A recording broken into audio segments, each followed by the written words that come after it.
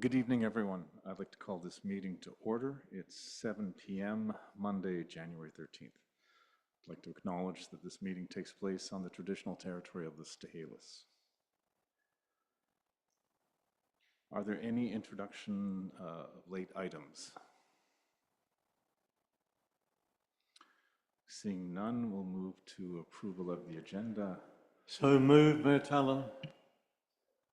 Moved by Councillor Fascio, seconded by Councillor Swinebens. Any discussion on the agenda? Seeing none, I'll call the vote. All in favor of the agenda? It carries unanimously. The next item is the adoption of council minutes. We have a motion to adopt those, please. Moved by Councillor Vital, seconded by Councillor Jackson. Discussion on that item. Seeing none, I'll call the vote. All in favor of the minutes? That carries unanimously. The next item on our agenda is business arising from the minutes. Is there any business arising from the minutes tonight? Seeing none, we'll move to the consent agenda. I'm not sure if there was anything in the consent agenda. It was blank, so there's nothing to move or approve. That takes us to delegations and petitions. And tonight we have Stacey Gould and Christy Howes. Please come up to the podium and the floor is yours.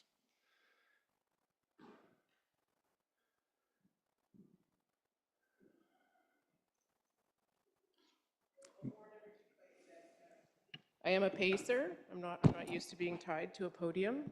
So if I start to wander back, I'll come back here. But that's just, I like to be able to make eye contact and talk with everybody, but I'll try to remain focused. I appreciate the invite here. I'm a very strong proponent of engagement with all levels of government, public, and of course, Indigenous communities. We put a lot of effort into our engagement. Most recently, we brought on Christy, who's our Senior Communications and Engagement Specialist, to help foresters be able to relate with the public and to remove some of our forestry speak so that we can better engage with the public in meaningful dialogue and have conversations that we're both understanding. So mutually beneficial. So thank you, Christy. She's quickly becoming a cornerstone of our organization. Take me a while to get used to the flow here. I always like to open up with territorial acknowledgement. I did hear you do so, so in the interest of time, not to devalue the importance, but in the interest of time, I'll move on. So here's a quick agenda of what I'm looking to discuss tonight. High-level overview of BC Timber Sales as an organization. We'll then talk about the Chinook business area, which I'm the timber sales manager of. We'll just skim the waves of operational planning, and then we'll talk about council's questions that were submitted in advance. Depending on time check when we get there, we can decide to prioritize them based on council's input, or we can power through. We'll talk about it when we get there, but there's options. If we don't get through all of them, I do have written responses, so you will get responses one way or another to all of the questions. Okay, this is a bit hard to see. I'm not going to read all of the words on the slides. Everybody does have copies, although I recognize the text is small in the copies that you're looking at. So I'll highlight some pieces for you here. BC Timber Sales provincially was established in 2003, and we were stood up to ensure that the public gets a fair dollar for their resource.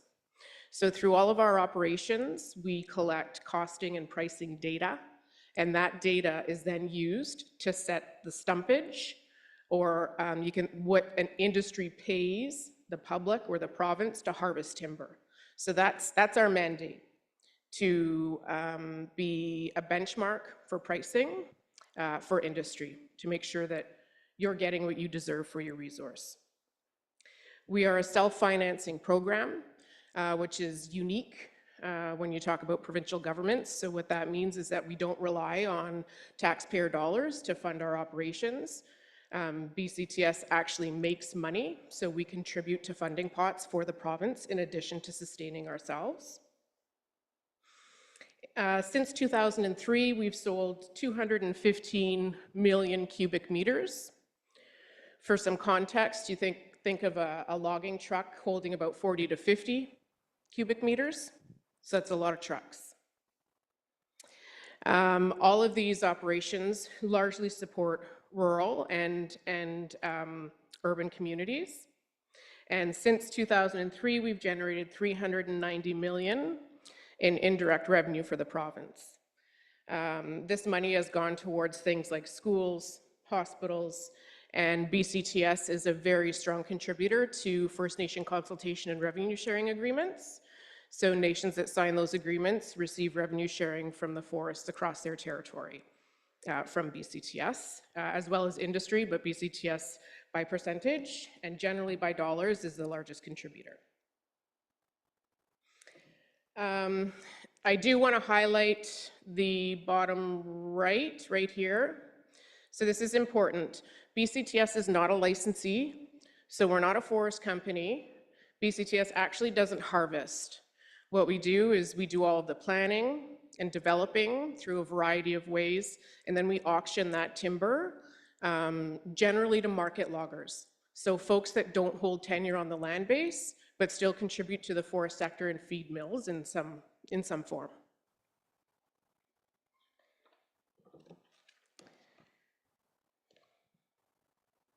Okay, so this is our business area. As you know, this is Chilliwack. So this is where our head office for Chinook sits. And we have a field team here. This is Squamish, so we have a field team there as well. We have a field team in Powell River, and then we also manage Haida Gwaii, so we have a field team there.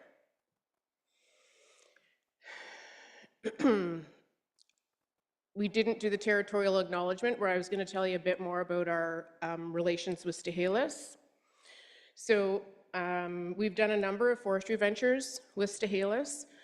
Currently, we are co-managing an area on the west side of Harrison, and that area will eventually be a First Nation woodland license for Stahelis, and BCTS will have reserve volume inside of that tenure.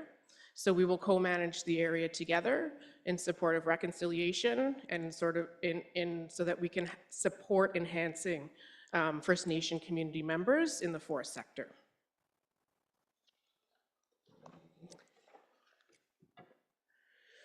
Move on to operational planning. Just want to speak to this, and these pictures here show you a bit about what our folks do. So I am the timber sales manager. We talked about the 4 field teams. There are just over 50 of us in the Chinook business area that all support our work in one way or another and afford us the opportunities that we're able to provide to the public. So what you're looking at here, sorry, I'm just having a hard time with this pointer. The blue dots on the right, we'll dot trees for different reasons, either marked to leave or marked to stay. It could be a snag, it could be a retention. There's a number of reasons why we might want to leave that behind. You can see the top left out there doing some inventory. And the bottom left is actually, we brought in an outside contractor to work with our teams around road building, ways to mitigate sedimentation, that kind of thing. Often if you're going to get sedimentation, it's at the points where the roads cross the streams. So we try to stay up and relevant on the latest and greatest in new management strategies. In terms of operational planning, BCTS has to put together what's called a forest stewardship plan. So this plan is a strategic document that spans 5 years. And in that document, we have to say how we're going to align our operations with legislation and the following regulations. So largely the FPPR, Forest Planning and Practices Guideline, and that outlines the government values that we have to develop results and strategies for. So you can think of cultural heritage, you can think of, timber, you can think of different species at risk, those kinds of values.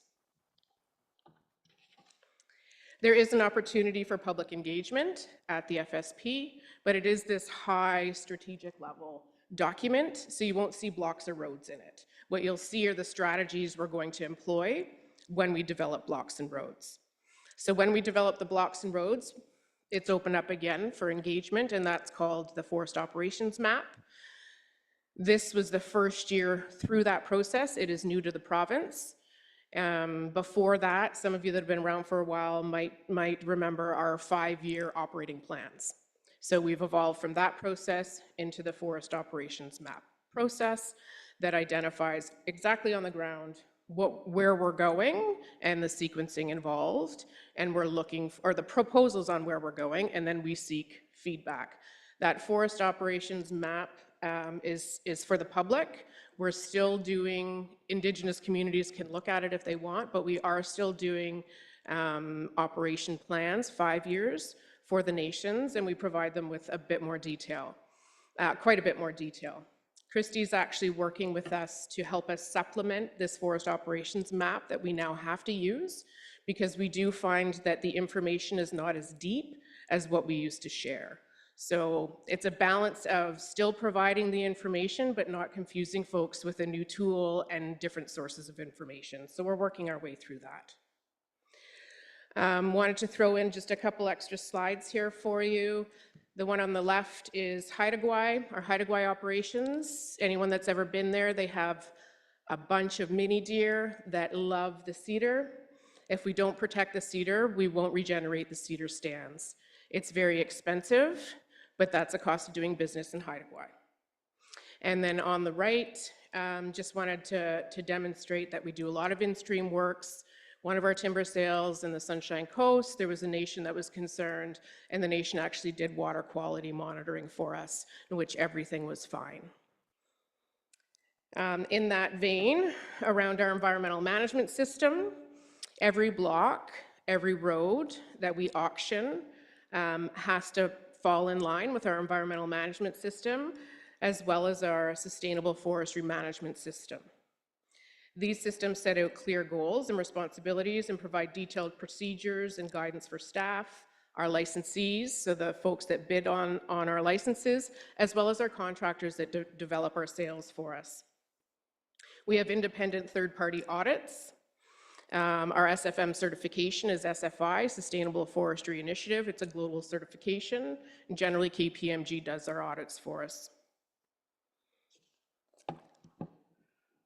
Okay. Not sure where we're at for time, but we are at the questions now.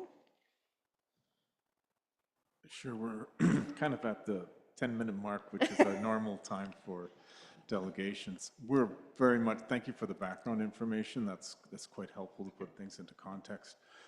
As a local government, we are much more interested, I think, in the specifics about what's being proposed in the vicinity of Harrison Hot Springs. So the questions are, what's being proposed, where exactly, and what are the potential implications for our village? And you can see the questions, they range from concerns about enhancing or increasing wildfire risk to the village. There's water quality and protection of our water supply, implications for traffic, logging truck traffic and other traffic through our village, use of pesticides, those things. So if you could help us understand what's being proposed where, and also the viewscapes from the village, knowing we're a resort municipality and where these cut areas are in relation to the village would be helpful.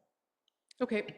I actually didn't get a question submitted that wanted to talk about what's going on where, but that's an easy one to answer if we have a lot more time. I think we need to carve out some space to sit down and look at maps, maybe with your staff. So if we can, I'll focus on the questions that were submitted, and they definitely reflect the rest of what you said. Okay, so I have themed them up here. For the first one around environmental management, what measures will be taken to minimize environmental impact to the area around here? And I'm going to truncate this, given time. We did go over our EMS system, so that's one of the ways. In order to ensure that we're upholding and the licensees are upholding the EMS system, BCTS has compliant monitors that go out to the sale throughout the life of the sale to make sure that plans are being adhered to. If we think there's a breach in terms of legislation, we report that to the Conformance and Enforcement Branch, and anybody is welcome to do that. All block openings that are developed undergo multiple environmental assessments. Often people don't understand all of the values and the other professionals that we have to bring in to develop a block. One example would be a terrain hazard assessment. These assessments are completed by the respective qualified professional, and overall risks are determined, and they often, well, their job is to put forward recommendations to reduce that risk. Another question here under this same theme: how sensitive are ecosystems, how are sensitive ecosystems, water sources, and wildlife habitats protected? So we have to strictly adhere to the government regulations that guide harvesting practices. So this brings us back to that strategic plan called the Forest Stewardship Plan. Approaches can vary. We'll use species of concern for an example. If we think of the spotted owl, to manage for the spotted owl in legislation, there's a zoned approach. So some areas you can't harvest at all, and other areas are heavy retention. So you have to leave a certain number of the largest trees behind. The zone approach is very common when it comes to species at risk. We can also think of some amphibians. When it comes to stream crossings, we talked about the road. There's some amphibians that much prefer open bottom culverts, and so we'll use those or wooden box culverts instead of a steel pipe. Water sources, streams, and wetlands are assessed and classified, and depending on the classification, again, there's a zoned approach that's taken. Chemicals, which I think is a hot topic here. So, can you please have them explain the use of chemicals in our watershed and why this is necessary? And then the second question, same vein: the removal of broadleaf species by chemical and mechanical methods have shown to make our landscape prone to wildfire and reduces habitat for animals. This must stop immediately, and we must adopt an ecosystem-based forestry. So similar to the Forest Stewardship Plan, if somebody in the forest sector wants to use pesticides, herbicides, you have to have a pesticide management plan. It again is a 5-year plan, and it has to be approved by a different ministry, Ministry of Environment and Climate Change. There is engagement at when the plan is, before it's approved. Once it's completed, it goes out to the public. That's not the only time, just like on the forestry operational side where there's a point for engagement. There's also engagement at the notice of intent stage. Now, I will say you haven't received any notice of intent. We haven't reached out for engagement on spraying because we have not sprayed under our current plan, which expires in 2027. And we did not spray at least the 2 years prior to that, and we do not have plans to spray next year. I'm not going to say that you'll never receive one. It's definitely a tool that is there, but we listen to the public, and we're hearing public and nations more and more often say that they're uncomfortable with that. So we are absolutely trying to phase the use of that tool out of our business, but we do still have a plan. Will the operations follow sustainable logging practices such as selective logging or reduced impact logging? So I spoke to the SFI certification earlier. Our SFI certification provides parameters, so there's objectives, performance measures, as well as indicators for sustainable management. And KPMG, who's been our external auditor, comes in and makes sure that we are following that SFI certification so that we can maintain the certification. That certification is provincial for BCTS. It's not just Chinooks. So I could be impacted if another business area doesn't do well. So it's very important. We have a very strong culture around this to make sure that we maintain that certification as well as our SAFE certification. Logging operations around here are generally clear cut with retention or patch cut. Retention patches consist of clusters of trees or single trees and are left behind for many reasons. These reasons can be for cultural purposes, they can be for wildlife objectives, terrain stability, wind firming, or aesthetics, visual aesthetics, which I've also heard is a value of concern from some folks here.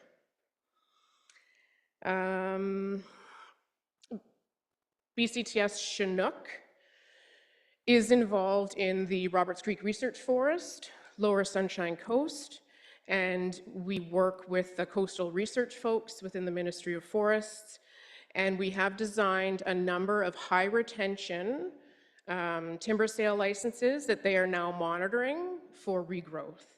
We also just developed 2 commercial thins that we have not auctioned yet, but we will be looking to remove around 30% from there. And the intent is, again, we're trying to listen to the engagement that we've had and the concerns and ideas that come forward. At the same time, we're looking to contribute to the scientific literature, because the literature is actually quite scant around these kinds of practices and how forests regenerate post-harvest. Unfortunately, the logging operations around Harrison and the terrain often don't lend itself to single stem or select cutting. Often it comes down to the value. If you're not removing, the less volume you remove, the more value there needs to be in the volume. You have to build road, you have to harvest it, and so there is a balance that we have to consider when we're designing it. Now that said, it's always considered. Just because it's not implemented doesn't mean that it wasn't considered.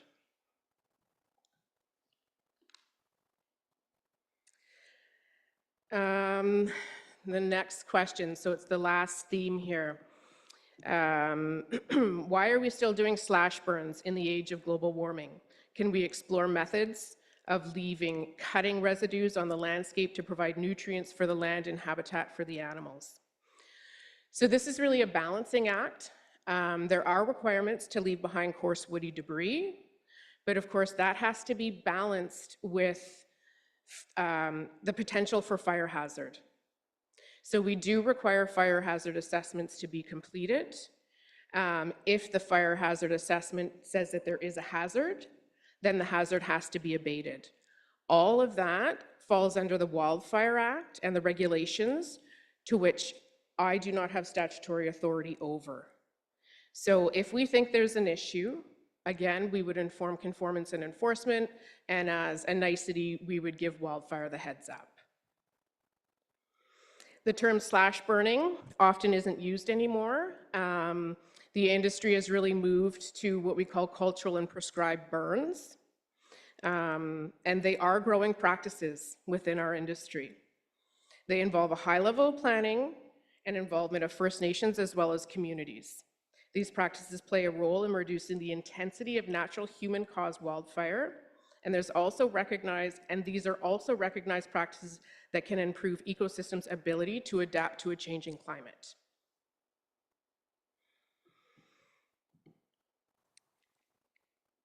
Did you want me to continue, or did you want to, yes? Okay. Okay. So we're on to transportation routes. What transportation routes will be used to remove the timber, and how will operations minimize road damage and any traffic disruptions? So as we all know in this room, there's only a few routes to remove timber from Harrison Hot Springs and up the west, and that's your Harrison Hot Springs Road, which is the main haul route. There's no ability for us to transport logs east through Sasquatch Park to Highway 7 due to the park imposed restrictions, and the old road was deactivated decades ago. I understand that there are some folks looking to open that up, but that is not BC Timber Sales, and they do have to work with parks on that, and I can't speak to where that's at.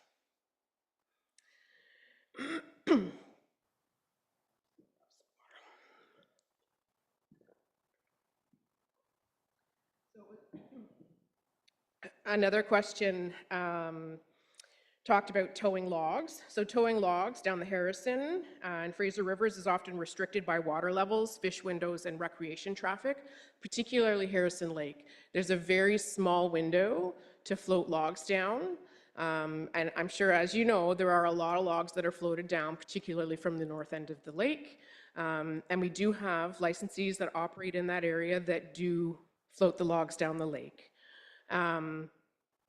In Harrison East, there's only one log dump. It's a licensee's log dump. It's not the province's. It's not one of our licensees. It's somebody who holds tenure in Chilliwack, and they have the authority to use that site. Log dumps, the implementation of new ones, we're seeing more and more resistance from communities and nations, given concerns around fish and fish habitat.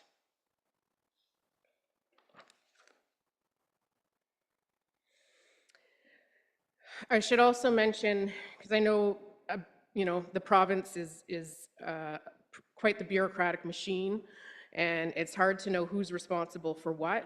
So in terms of towing logs down or getting a permit for a log dump, that's all done through DFO, so the feds, or the Walrus, Waterlands and Resource Stewardship, a different ministry. So BCTS doesn't have control over where log dumps go. We can apply, but we are not the approvers of that.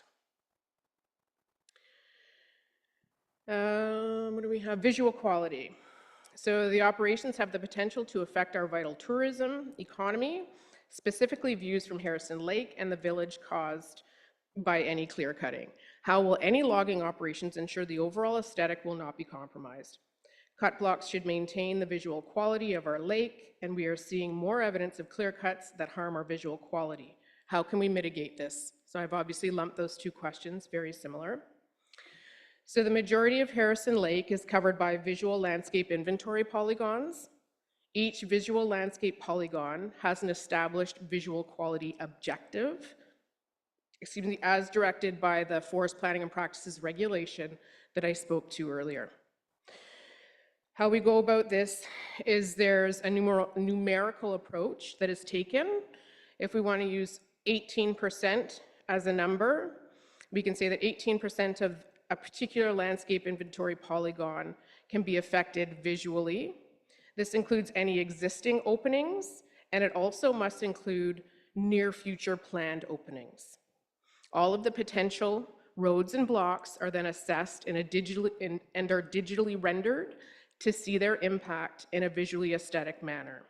A formal report called a visual impact assessment is completed to determine the overall impact, and this is written, signed, and sealed by a forest professional. There are several viewpoints for Harrison Hot Springs that are established for digital rendering, and viewpoints are often business areas such as the Harrison Hot Springs Village and recreation sites. So BCTS doesn't set the percentage within a visual polygon. That's determined by, it is Ministry of Forests, but it's a different program area. So we follow their plan, and those are our maximums. Doesn't mean we need to reach our maximums, but those are our maximums, and that's what guides our percent alteration within a specific polygon. How can we ensure, so moving on to number 8, how can we ensure that BC logs coming from our watersheds are maximized for their economic value as opposed to raw log exports? So a lot of folks don't know that no log can be exported from BC unless it's offered on the local market first. So this is called a surplus test. It is legislated, and you have to show that you have gone through that process in order to get a log export permit. So nothing goes out of BC before it is offered to our local industry, whether it's a licensee or a mill. There are also other restrictions that a lot of folks aren't familiar with. You cannot export cedar at all, red or yellow. It's completely off the table. Has to stay here. And the higher grades for exportable species are often not eligible. So we keep the higher value here. Speaking of high value, wanted to let you know that as of January 1st, 2025, BC Timber Sales now has a new category. It's called Category 4, or what others might better know as the value add category. This is a limited pool of folks that can bid on our timber sale licenses now. And we offer a minimum of 10% of our volume to that category. And that wood has to be milled here. There has to be a mill associated with the registration, or you don't get it.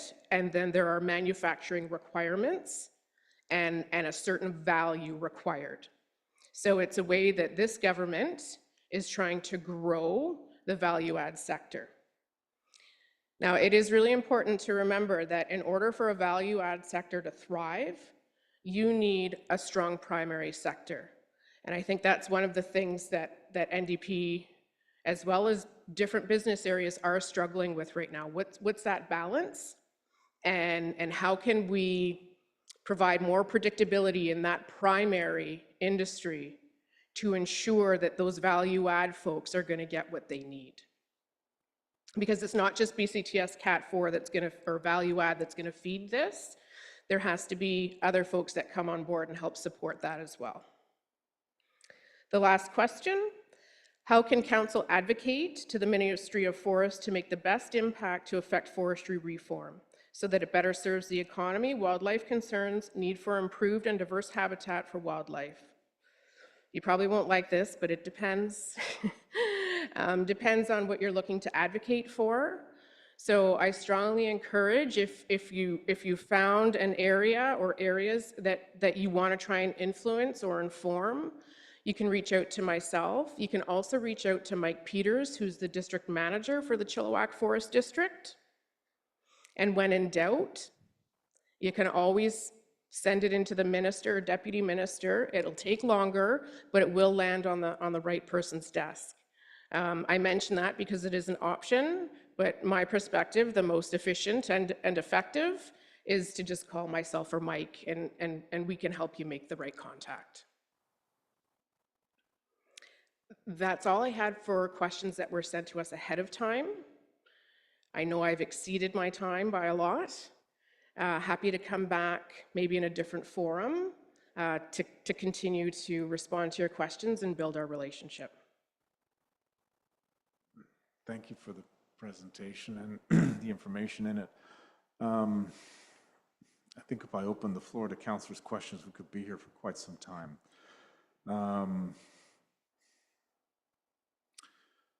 I find them not much closer to being able to form an opinion or a view to your original question in your letter of the fall, which is, what's the village council's views on what's being proposed for forestry operations in this area? This is helpful background and context, but I don't have the specifics, and it wasn't in this presentation. So I know you said you had some written answers to the questions. Maybe what I'd suggest, and I'll look to council, if you could provide those to our staff and we get a chance to review them, we may have some follow-up questions, and maybe depending on where we get to on our own deliberations and what information's in your written questions, which may go to more detail, either respond to your original questions from the fall or perhaps invite you back with some more specific questions. Happy to do so. Just for clarity, I responded to all of the written questions that I received on the floor tonight. That said, I'm still happy if you think it would be helpful for me to send those responses in for you to review and reflect on. I absolutely appreciate the answers. Okay. A lot of the answers sound like you're operating in a highly regulated industry with lots of provincial legislation and regulations to adhere to, and I'm not an expert in all those regulations, so saying that the operations are going to follow regulations and all that doesn't help me understand actually what's going on, and in particular for potential forestry operations in the area of Harrison Hot Springs. Any comments, brief comments from any councillor at this time? Councillor Swinebens? Yeah, thank you, and thank you, Stacey. I'll just be brief. You answered a lot of my questions, so I appreciate that. I think for council, one of our main concerns was answered. That was with regards to the pesticide use, but also, we've spent a lot of time and energy and money on wildfire plans, and the science says, and I think you mentioned it too, that a lot of these logging operations in areas make it worse for wildfire potential, for risk. And I just want to make sure that we can get a handle on it. So this is very good clarifying information. I think as a council, we need to think about this. We discussed maybe coming up with a resolution for the LMA about maybe seeing if we can, in our jurisdictions and our municipalities, somehow work with you folks to both maintain the economy, maintain forestry, which we all want to do, but also try to mitigate some of the wildfire risk that we have because of these operations. So look forward to working with you in the future, and thank you for coming. Good comments. Thank you. Yeah. Can make staff available to dig into that, absolutely. So we'll have you provide those written answers to staff, and we'll have those reviewed, and either we'll be able to respond to your original question, or perhaps we'll have some follow-ups to help fill in some blanks so we can give you an informed response as soon as possible. Thank you for coming out tonight and your time. Thank you. Okay, thank you for the invite.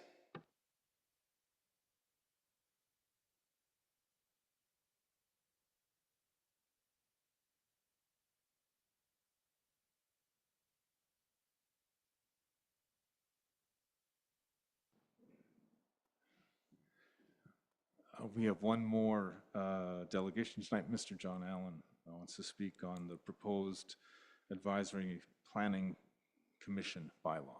Mr. Allen?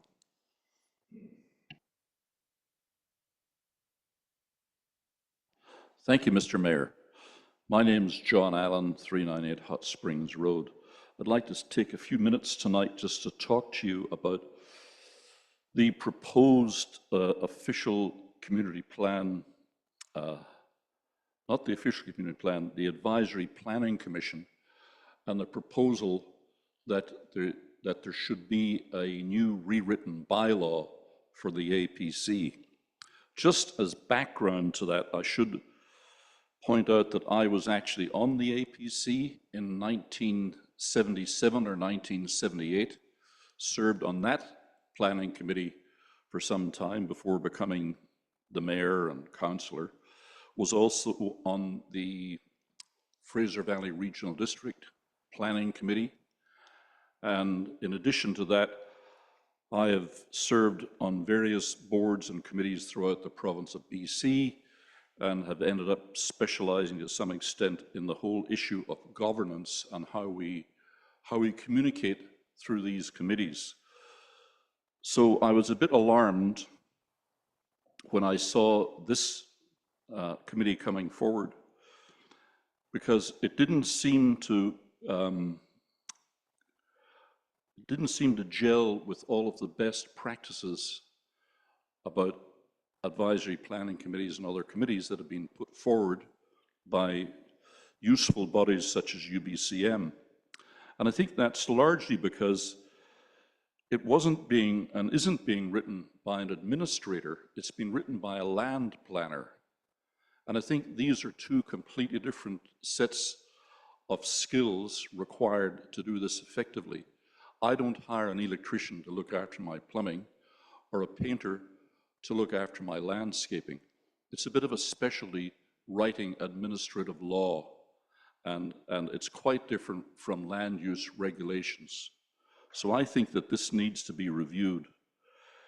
In preparing myself to speak to you about it here tonight, I did what any good administrator does when presented with a challenge of reviewing a bylaw or any piece of legislation.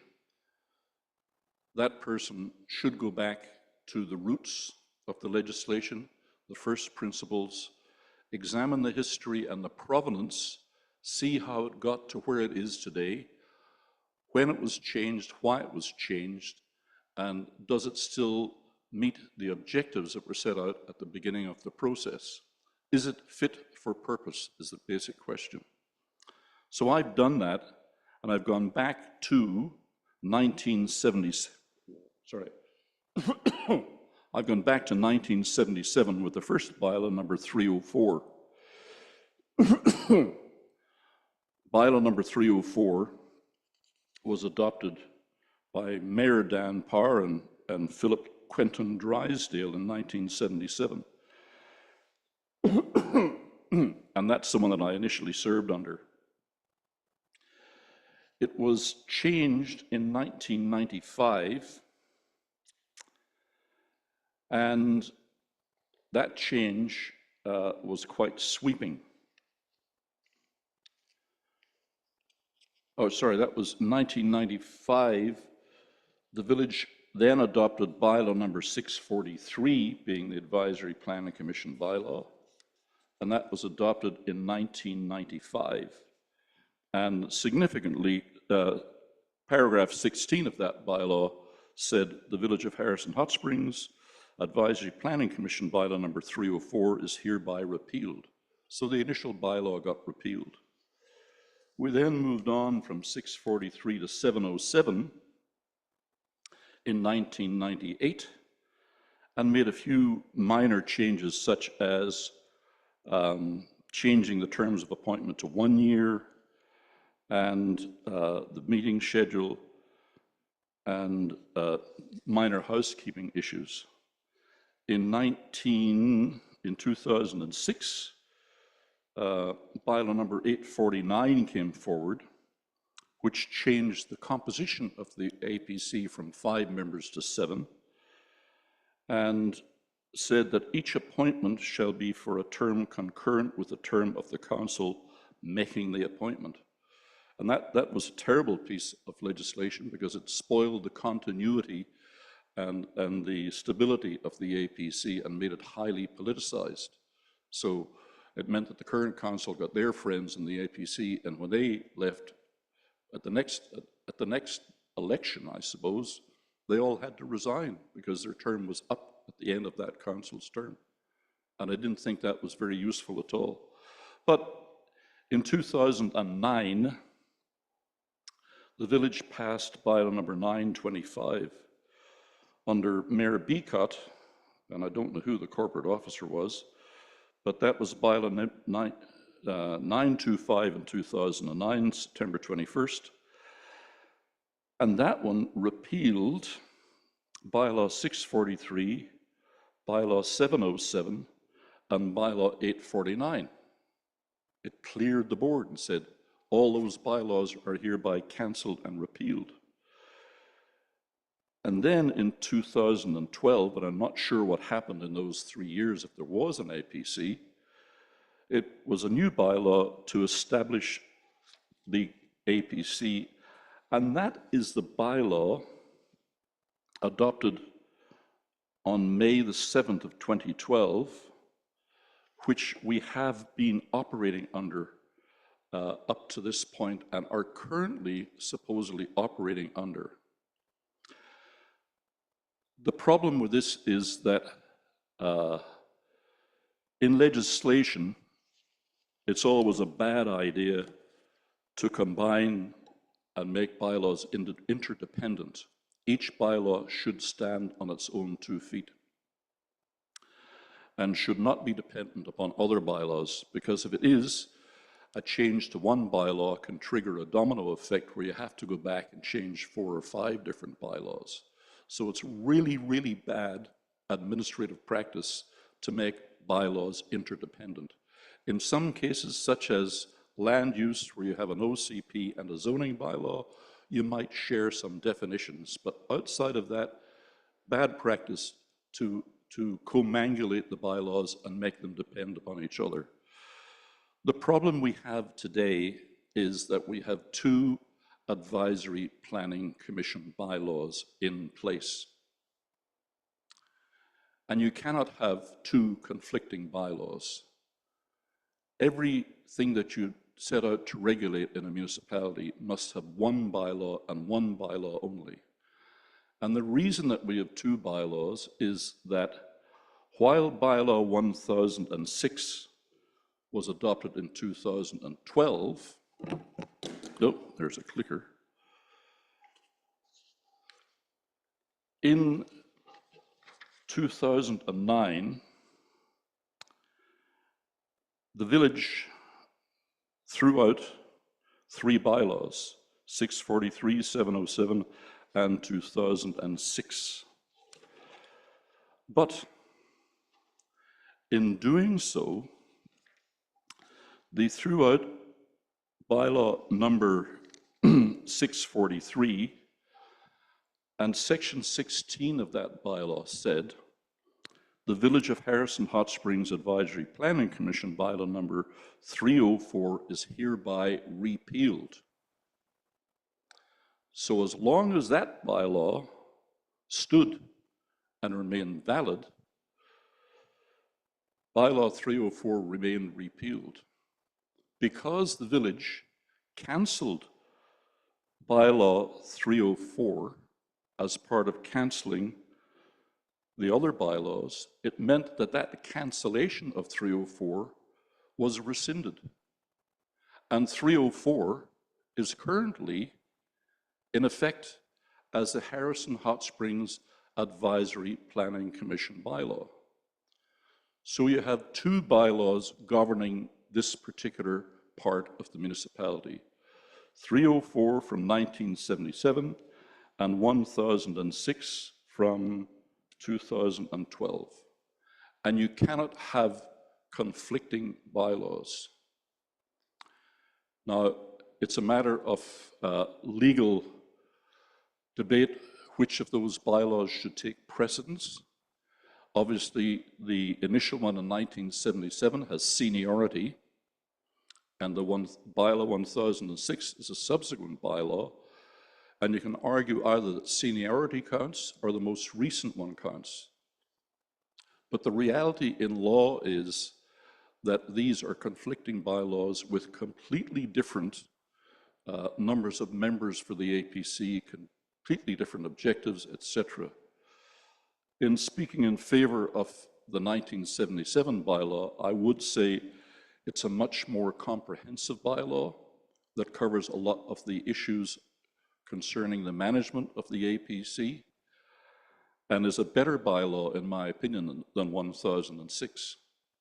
But in reality, that doesn't matter. You have a conflict, you have to resolve it, and my advice is that you find somebody with the administrative background in bylaws and in APC bylaws to advise you what to do. And that person may come back and say, you need to scrap both of these and write a new bylaw to resolve that conflict. So that's the end of my presentation today, Mr. Mayor. I would be happy to advise council or consult further on this. I think it's a matter of great public interest how our APC operates, because we, the residents, are frustrated by the fact that it's always people from out of town, be the developers or planners or whatever, who are telling us what's good for us. And we want to be involved in the land use planning process. And we're not going to be involved unless we have a good, strong APC bylaw to allow us that opportunity. Thank you. I'm open to any questions you might have. Thank you, Mr. Allen, for alerting us to your views on 2 bylaws speaking to the APC potentially. Sorry, Mr. Mayor. Mr. Mayor, could you speak closer to the microphone? I can't hear you. Oh, sorry, can you hear me now? That's a little better, thanks. Okay, thank you for sharing your views that there may be 2 bylaws that speak to the APC. We'll have our staff look into that, and if there's a clarification required, we'll proceed accordingly. I think Councillor Swinebens had a remark. Thank you, Mr. Allen, for that. Is there something specific that you'd like us to change or include or delete from the proposed plan? Do you have any specifics at all that we should consider? Yes, there are several things, but I think that all fades into insignificance when you have 2 competing bylaws. You need to have a new APC bylaw, and it needs to have some of the things from all of these bylaws, and it needs to have some of the advice that's been given by by Civic Info BC, UBCM, and other sources. And the bylaw that's currently in front of you, in my opinion, is very inadequate in that it doesn't cover any of the administrative matters regarding the APC, the resolutions of how the meetings are conducted, and a lot of issues that need to be in there. It's a small, compact bylaw that's not fit for purpose, in my opinion. You need to start over, review the history, include the elements that work for us, and write a new bylaw that is not the one that's currently under consideration. That's my opinion. Thank you. Oh, Councillor Vidal has a question? No?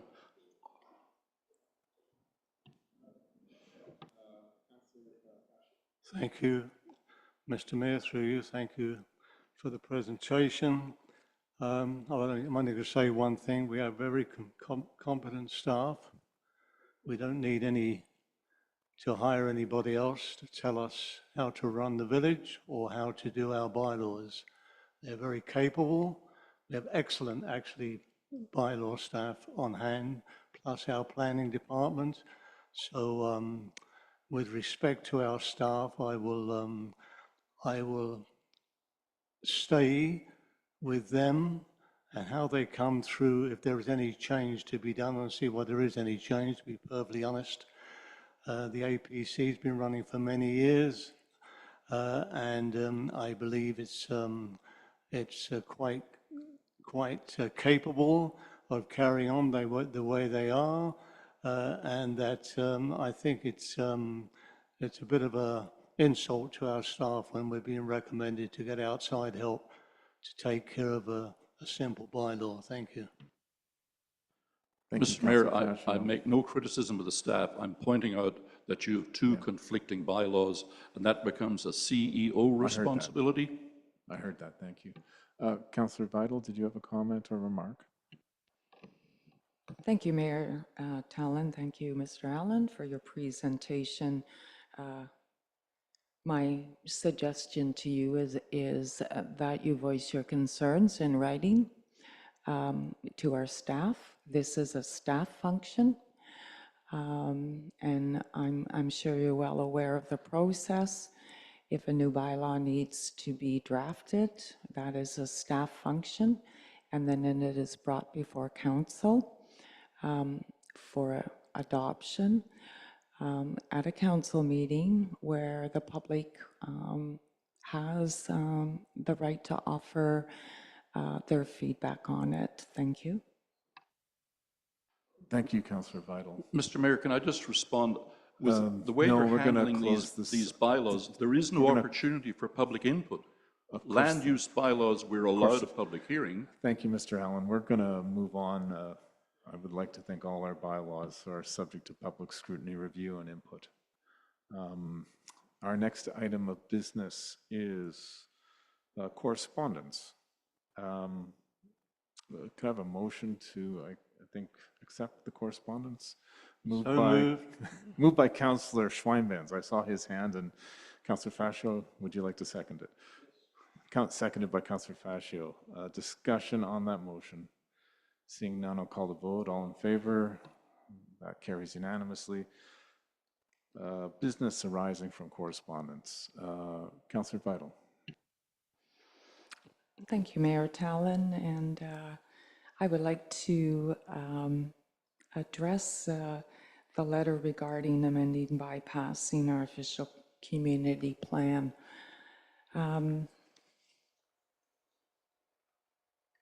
I do understand and I do acknowledge the writer's concerns. The OCP is a vision for the village, and any deviations may feel like a step away from what residents and council agreed to.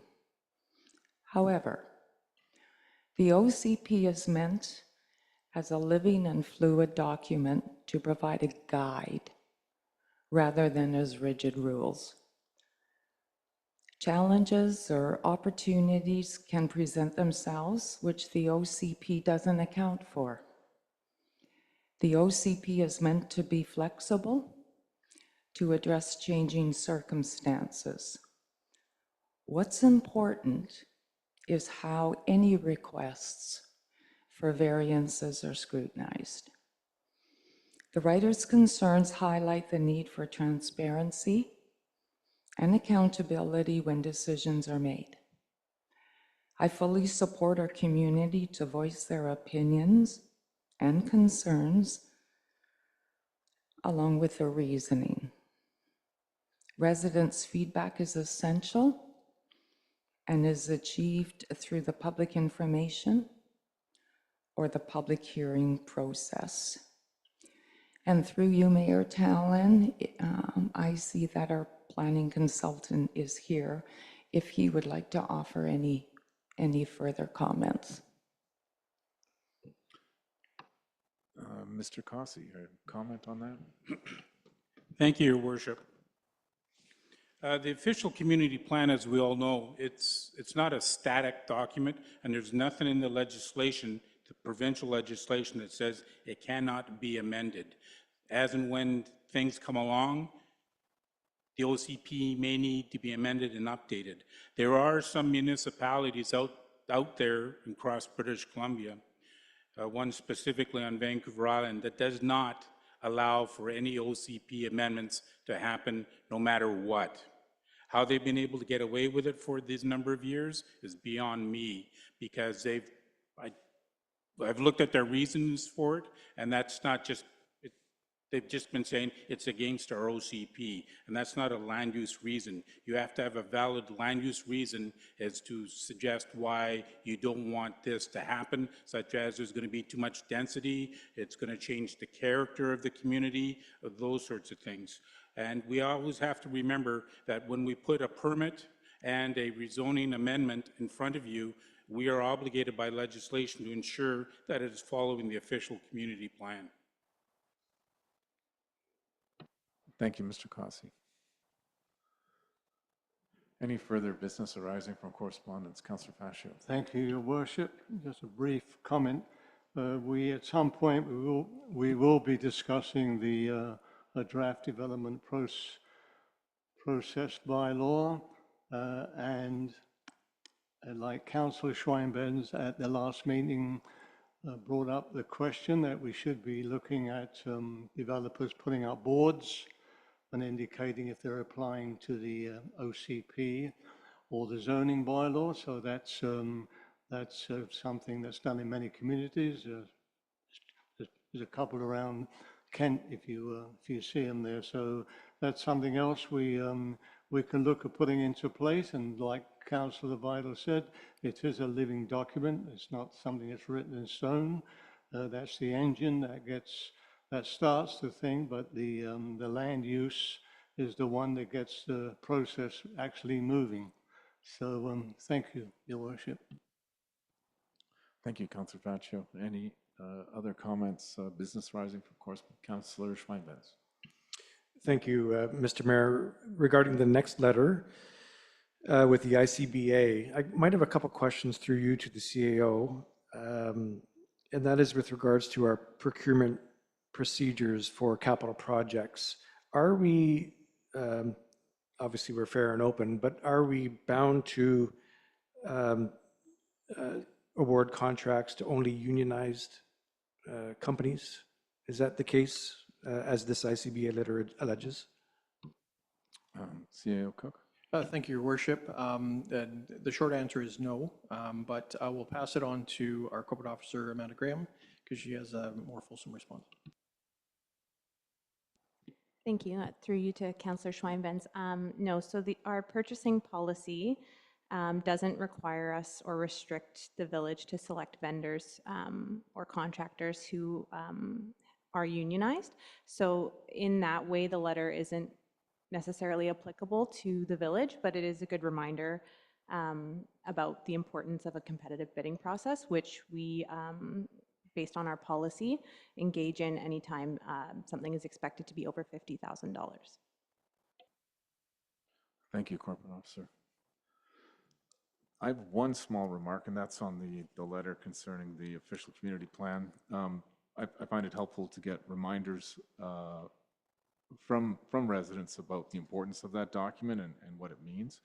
I also read it several times, and while I recognize the comments that it can be amended from time to time, depending on what happens and proposals that come forward, and it's a living, growing document, it's also drafted in a way that when I read it, certain sections of it are, I don't want to say aspirational, but they use words like promote, encourage, work to achieve.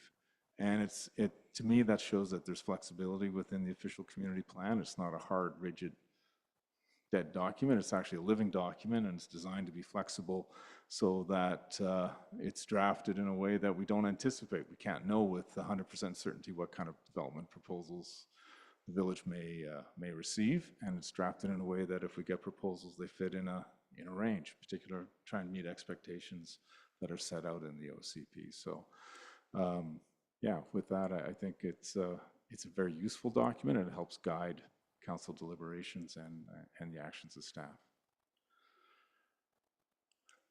Councillor Jackson. Yeah, thank you, Your Worship. Just one comment on the ICBA letter. If you read this letter and if you believe the numbers that are in here, you will see that local communities, no matter where they are, aren't sustainable. And that they need all the money they can get through grants and all these other things that are here. So the bottom line is the provincial governments, no matter where you are, is putting all the pressure on the local municipalities. And the only way we can raise revenue is either for pay parking or raise taxes more than what we want to do. So to me, that's the highlight of this. They're really saying to us, we need to have more revenue. We have to find a way to get it. How we do that, we need a magic wand. Thank you. Thank you, Councillor Jackson. That's an interesting take on that letter. Seeing no other comments or discussion, I think we're on item 10, reports of councillors, committees, committee of the whole, and commissions. Reports of councillors. Councillor Vital. Thank you, Mayor Tallon. On December 20th, I attended the official opening of our new inclusive playground.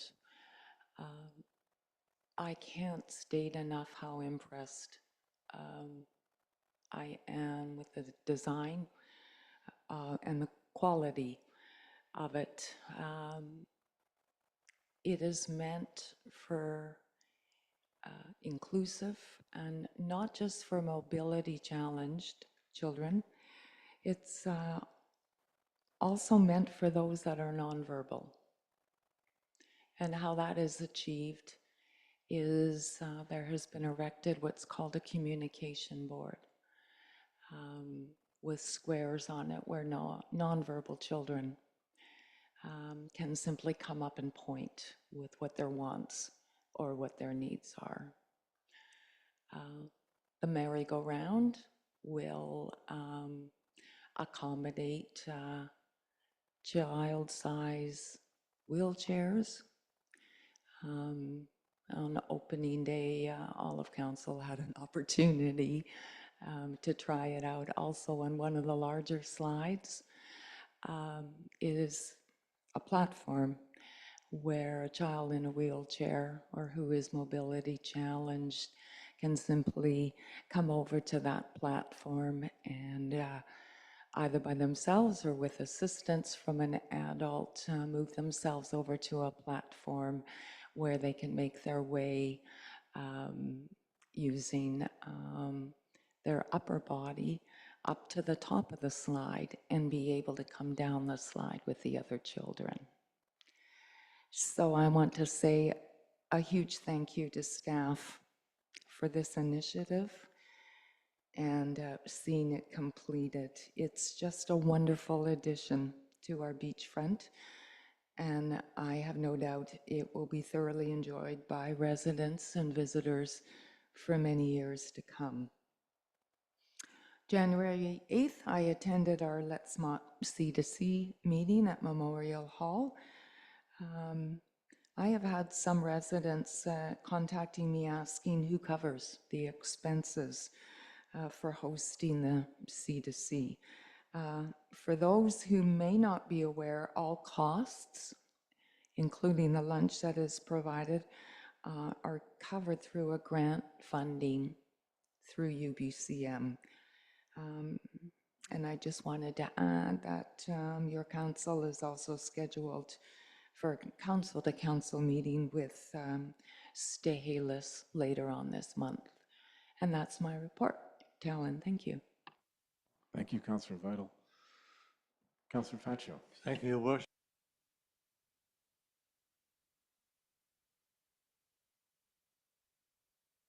Just an outstanding project, and kudos to, obviously, to our great staff for the coming together to plan such. I've never seen a play area for children like that in my life. It's just, I think if I get a box with tickets, I'll probably be able to sell tickets there in the summer. They'll be queuing up to get in there. It's just absolutely fantastic. Other than that, lots of people in town over the December, although it was wet, but many people in town into the new year. And certain businesses were very busy. And overall, it's Happy New Year to everybody. Thank you. Thank you, Councillor Faccio. Councillor Jackson. Really nothing to report. Just have a wonderful Christmas, New Year. Looking forward to the new one. Thank you.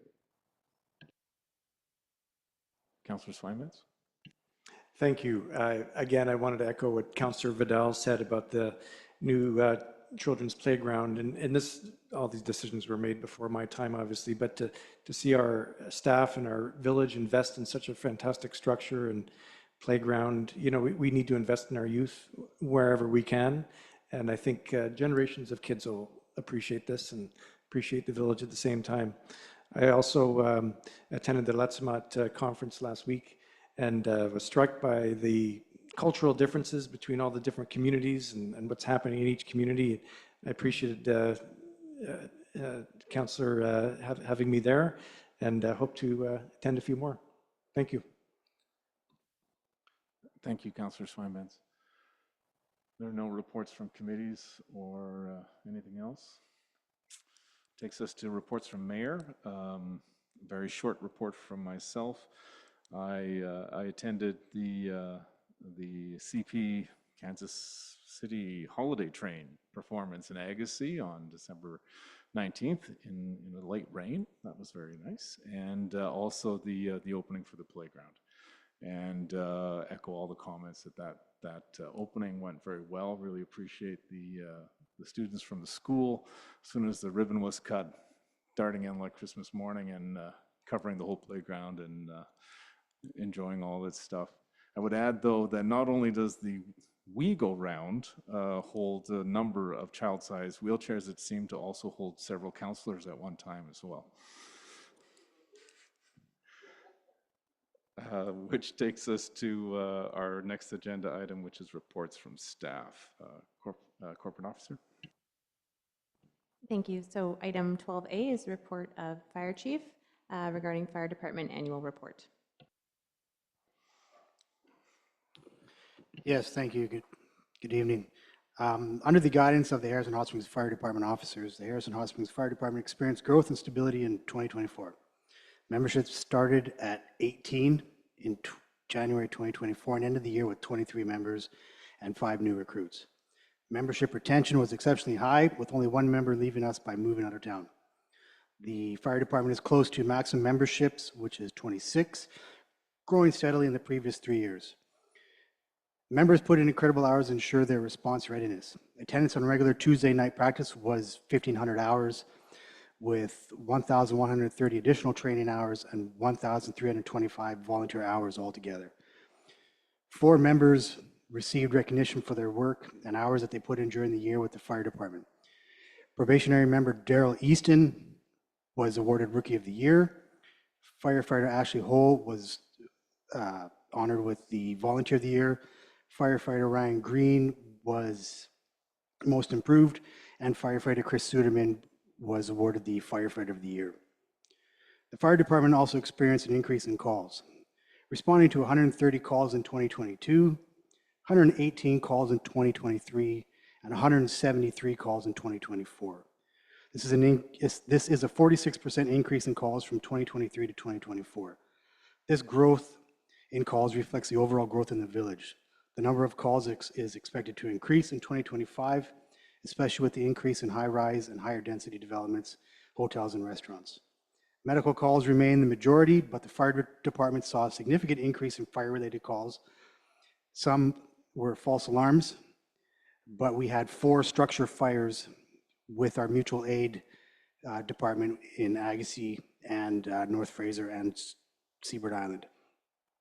Training is an essential part of being ready to respond, as well as ensuring safety for those responding. Training standards increased in 2024. The members trained to interior standard, complying with the new BC Structural Firefighters Minimum Training Standards.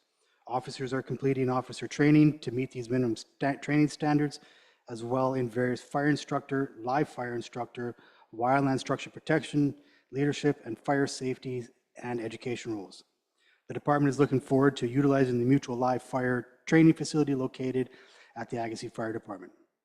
The fire department has hosted the BC Wildfire Service Structure Protection Course, otherwise known as WSPP 115, and the Engine Boss course, training with numerous members from other fire departments and forging strong interdepartmental relationships.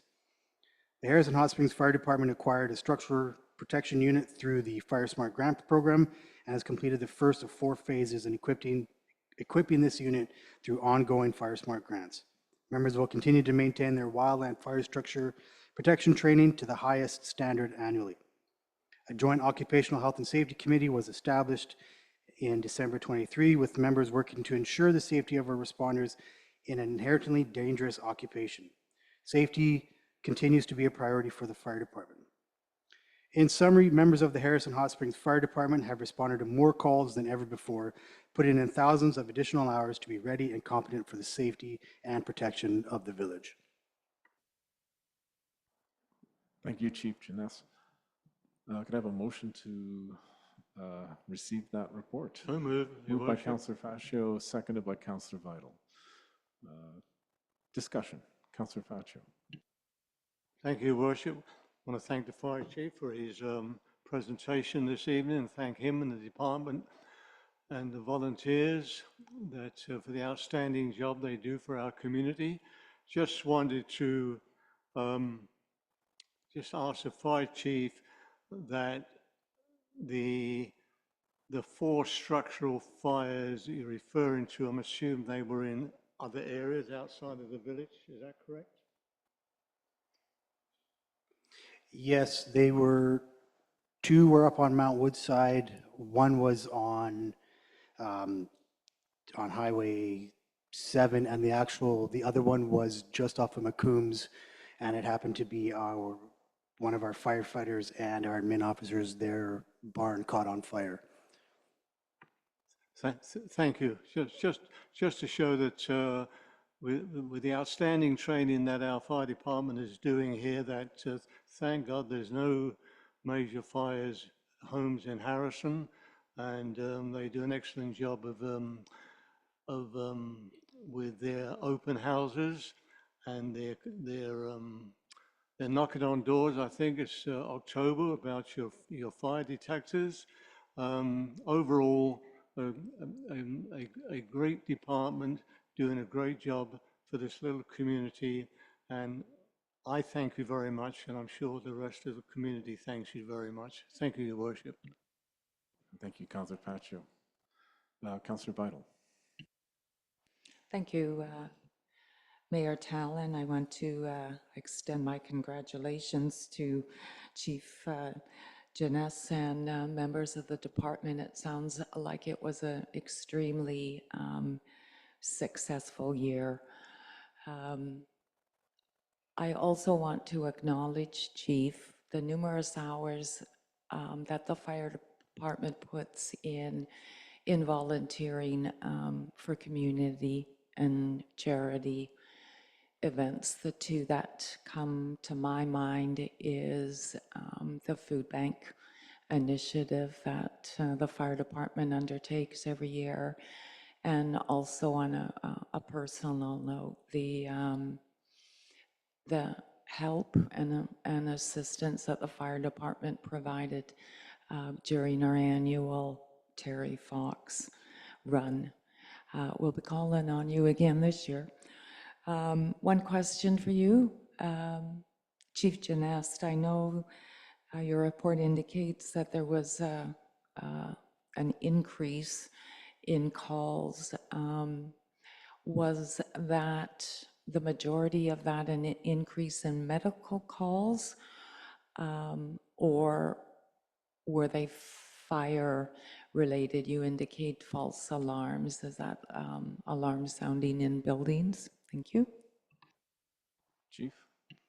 Yeah, so I brought forward the false alarms. We have there are a lot of false alarm calls we get which happen at the hotels. Not too many at any of the businesses. The majority of the calls were medical aid calls, based on the mandate that the province of BC brought forward at the beginning of 2023, based on the low numbers of BC ambulance attendants. All fire departments had to meet a certain standard. So we now meet that standard where we have times where we're on scene at a medical call for anywhere from 5 to 45 to 60 minutes before BC ambulance shows up. Our members are fully trained. They call it the GAP training. We basically can do almost as much as a paramedic can, with the exception of injections. That's something we aren't mandated to do, but our members are, out of the 23, every single one of them has that medical license where if there is a medical concern, we'll do everything we can to make sure that person gets that attendance, and then BC Ambulance can take over. Thank you, Chief. Councillor Vital? Thank you, Chief Genest. Just one other question. Thanks for that explanation on medical assist calls. Have the dispatch protocols changed then for medical assist calls? Thank you. Chief Genest? So each year, myself and the officers go through an extensive list of medical calls that we can either decline to provide service, or we can provide that service. This year, we added some more services that we can attend. At the end of the day, I think out of the ones we chose, we added possibly another 100 calls for medical assistance that we weren't originally dispatched to, but if the BC Ambulance needed services, we could attend. But now with us bringing that forward, we would get dispatched regardless if BC Ambulance needed us there or not. Thank you. That's helpful. Nothing further, Mayor Tallon. Thank you, Councillor Vital. Councillor Swinbanks? Thank you, Mayor Tallon. I'm going to echo what the other two councillors have said, and just to say that I'm just so impressed with the leadership of you and of Bruce to have a group of volunteers that are real heroes in our community. They're the best volunteers I think we have in our community. The hours and hours and effort and passion that they put into it is just amazing, and I'm not so sure that everyone in this community realizes just how lucky we are to have the volunteer firefighters that we do. As a council, I think I advocate that we need to continue to invest in the fire department. We need to increase training and whatever you need. I want to make sure that we can provide that for the fire department. And this comes to mind, in the last week, we've seen some awful images coming out of California. So many heroes are trying to save thousands of buildings and people. It's an awful thing that's gone on. And it just speaks to the kind of planning that we need to do, not only just as a fire department, but as a village. Because as an example, apparently two of their reservoirs in the hills of LA, these are lake-sized reservoirs, were emptied for maintenance before this calamity happened. And so the firefighters have no water to fight these fires, apparently.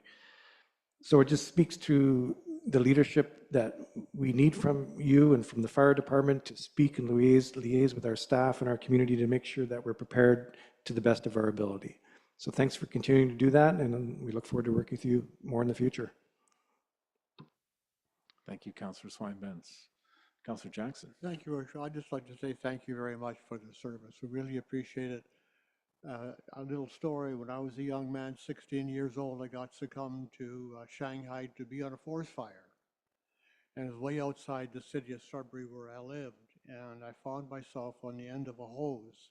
I'd never been near it before. There was a big fire. So, but when it was all out 2 or 3 weeks later, and I went back home, I reflected on how dangerous that job really was. Not only from the fire itself, but from the smoke and the ash. It's never left me. So I've always appreciated very, very much all our firemen, along with our policemen, all those people who serve us day in and day out, and they certainly need all our support. Thank you. Thank you, Councillor Jackson. I echo the comments. The couple of the information in your report that sticks with me is the retention numbers being very high and the recruitment numbers being successful. Retaining and recruiting, just to me, are things that speak volumes regarding the leadership in the fire department, and that it is being run very, very well. So thank you. The motion is out there. That concludes discussion. Is there any further discussion? Seeing none, I'll call the vote. All in favor? And that report is received for information unanimously. Corporate Officer, our next item, please. The next item, I have a report regarding boat launch operation. Thank you. Since 2013, the village has contracted FVRD to manage the boat launch, who in turn subcontracted the agreement to an independent contractor. Most recently, in 2024, the village entered into a management agreement with FVRD until the end of 2026, with the option to renew for an additional 2 years. Staff have received a notice of termination of agreement from FVRD, and accordingly, the contract will be considered officially concluded as of February 11th, 2025.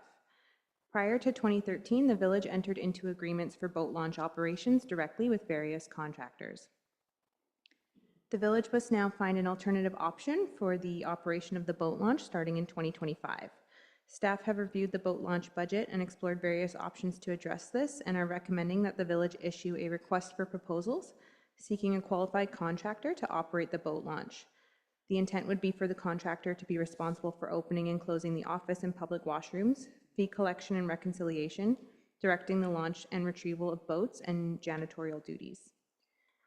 Hiring a seasonal employee is a possible alternative. However, staff do not recommend this due to challenges with respect to recruiting, backfilling to cover illness or vacation, and the amount of oversight required to administer and handle concerns, complaints, and any issues arising from day-to-day operations. Under the most recent agreement with the FVRD, the village was guaranteed to receive $14,000 annually in revenue from the boat launch, regardless of the total revenue brought in by user fees. Any additional funds, after all expenses have been dispersed, were then split evenly between the village and the FVRD. By contracting the operations out directly, there may be an opportunity for the village to increase its revenue depending on boat launch usage. And so the recommendation is that staff be directed to issue a request for proposals for the operation of the boat launch. Recommendation, Your Worship. Moved by Councillor Faccio, seconded by Councillor Jackson. Discussion to the motion. Councillor Swine-Benz. Thank you, Mr. Mayor. We might have discussed this in the past, but I've had some concerns about the boat launch in the past. As a business owner, you know, I'm not so sure of the value. I hear a lot of complaints from residents about boats going on their lawn with their trailers and taking up all the space on the shoulders, overflowed parking lots, chaos, and sometimes violence at the boat launch. And you know, these people come from out of town with coolers full and gas tanks full, and they spend the day in the lake and they have a great time, and that's wonderful, but I'm not sure about the benefit to the village. So this might be our opportunity to recoup some of that benefit. So I'm glad to see that maybe we can do something that's better than what the FVRD has done in the past. But I did have some questions, and through you, Mayor Talon, to either to corporate officer or to finance officer. I'm just wondering if we have any data from the FVRD. They've been managing it since 2013 for 12 years. Do we have any data on revenue, on usage, costs? Do we have anything at all? The CAO? Thank you very much, Your Worship. We do have that information, but I'm going to caution council that when we speak about the financial component of this, like the operations, we are going to be putting out a request for proposals. So we potentially could be showing our cards. So if you want to talk generally, we can certainly speak to the overall, you know, certain high-level discussion about the financial side, but certainly we have numbers for usership, which if you want to speak to that, you can correlate whatever the numbers may or may not be.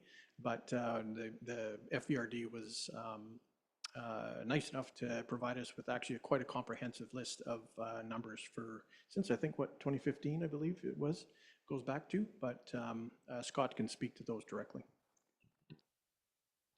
Finance Officer Scott? Thank you, Mayor Talon. Yeah, we've got some pretty good data actually from the usage of the boat launch over the years. So I'll just throw a few numbers at you, and we can kind of go from there if you have more questions. But since 2020, there's been an average of about 2,100 unique users per year that use the boat launch services, and that can range from just a day pass to seasons pass or a fleet pass, which includes obviously multiple units. And average revenue, so top end revenue for that period of time was about $114,000. And that definitely fluctuated over the years. Unfortunately, 2024 was actually one of the worst years that we've seen in the last many. Could be a couple different reasons. Obviously, we had a very rainy May and a very rainy June, so that probably did affect it. We only saw about 1,800 users in 2024. So I don't know if that's helpful, but free to ask more questions if you'd like. Thank you, Finance Officer. Councillor Fascio. Thank you, Your Worship. Yeah, also we have to remember that portion of the revenue that comes in from the boat launch operation does go to service the other side of the great group of people who volunteer their hours as a search and rescue, and we've always contributed towards them since I can remember. I can recall when I came on council, it was $5 a boat launch, and we raised it to 15. I thought that was the end of Harrison. Nobody would come here, but we're still going. And as far as the regional district is concerned, you may have heard my comments at the last meeting when I made the report at the regional district that they did an outstanding job. Thanked them very much for the years of service that they did there. It's a very difficult job. They did an excellent job of maintaining.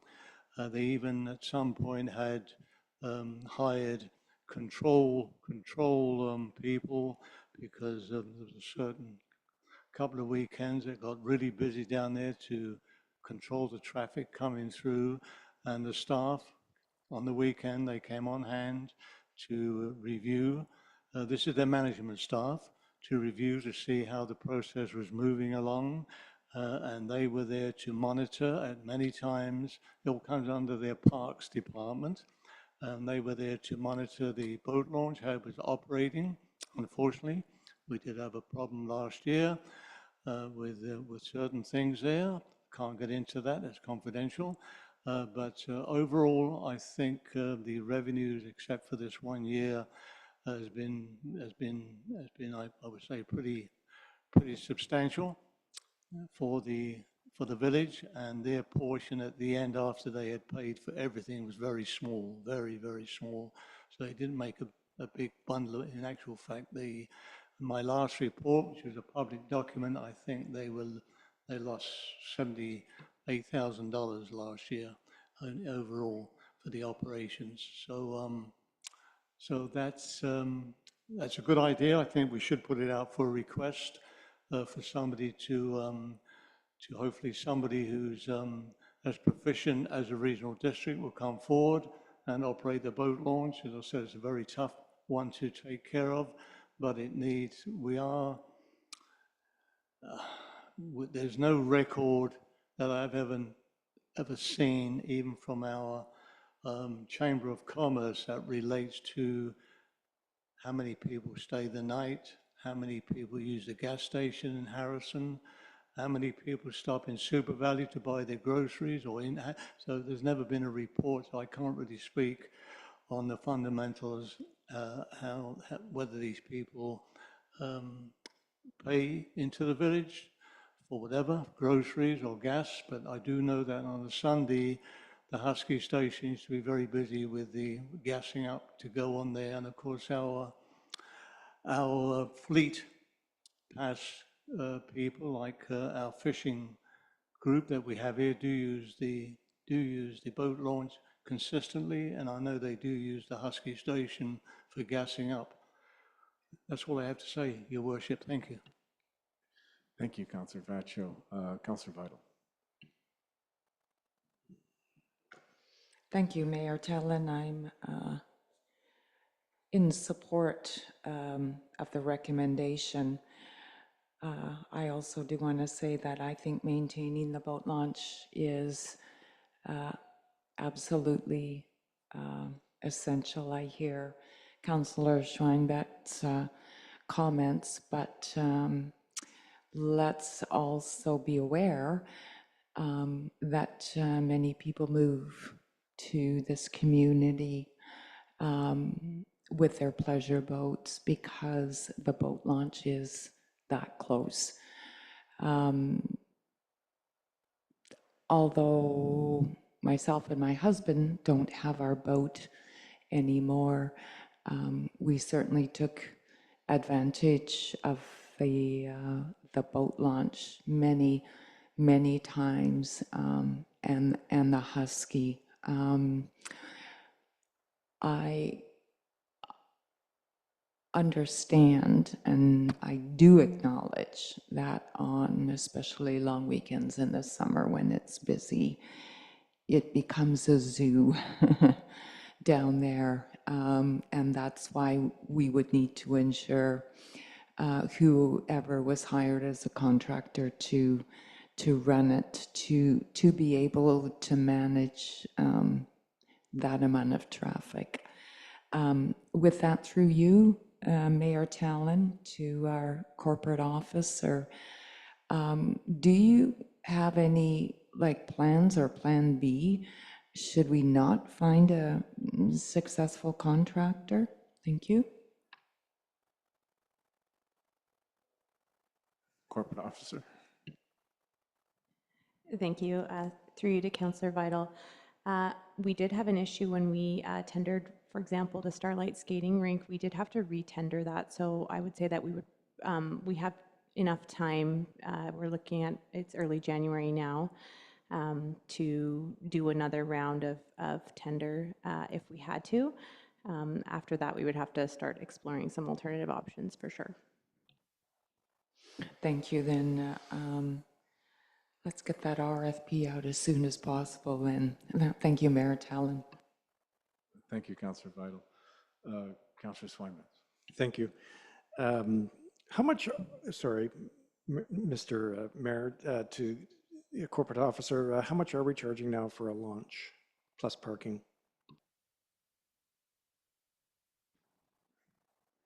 I know the answer. Oh. It's $23. Yeah, 25. Two of those dollars are for search and rescue.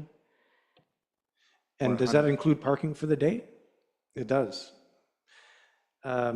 Yeah, I like the idea of going to RFP. I just want us to consider maybe changing some terms of reference. You know, maybe there's a way to make it automated, or to have some kind of an online booking system like you would with a campsite. I just casually looked up this morning, you know, automated boat ramp sites, and I was led to Rocky Point, which is in Port Moody, you know, not far from here. Maybe we can go check it out.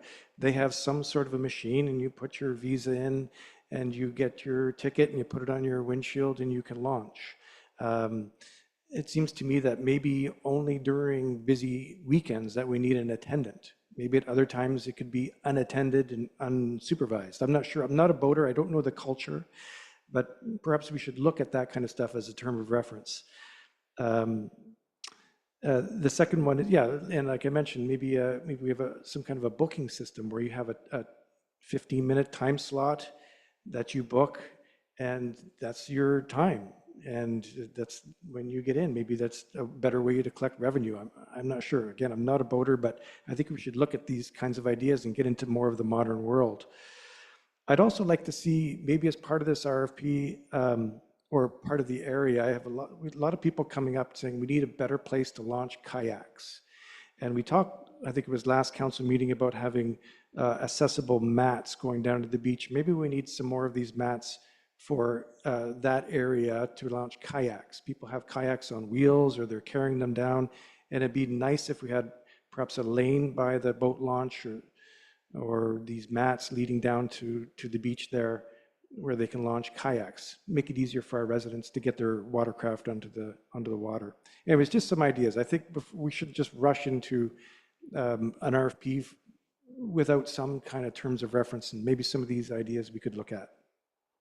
Thank you.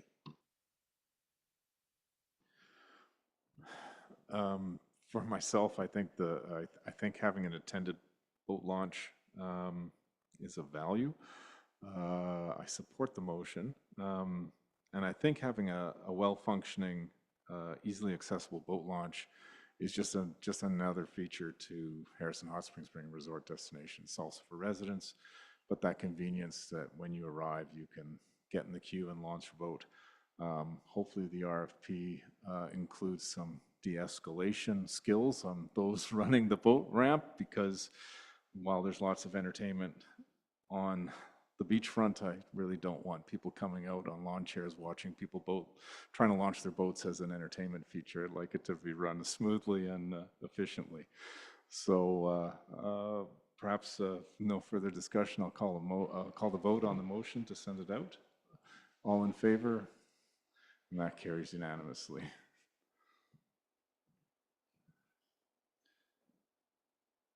Next item, Corporate Officer, please.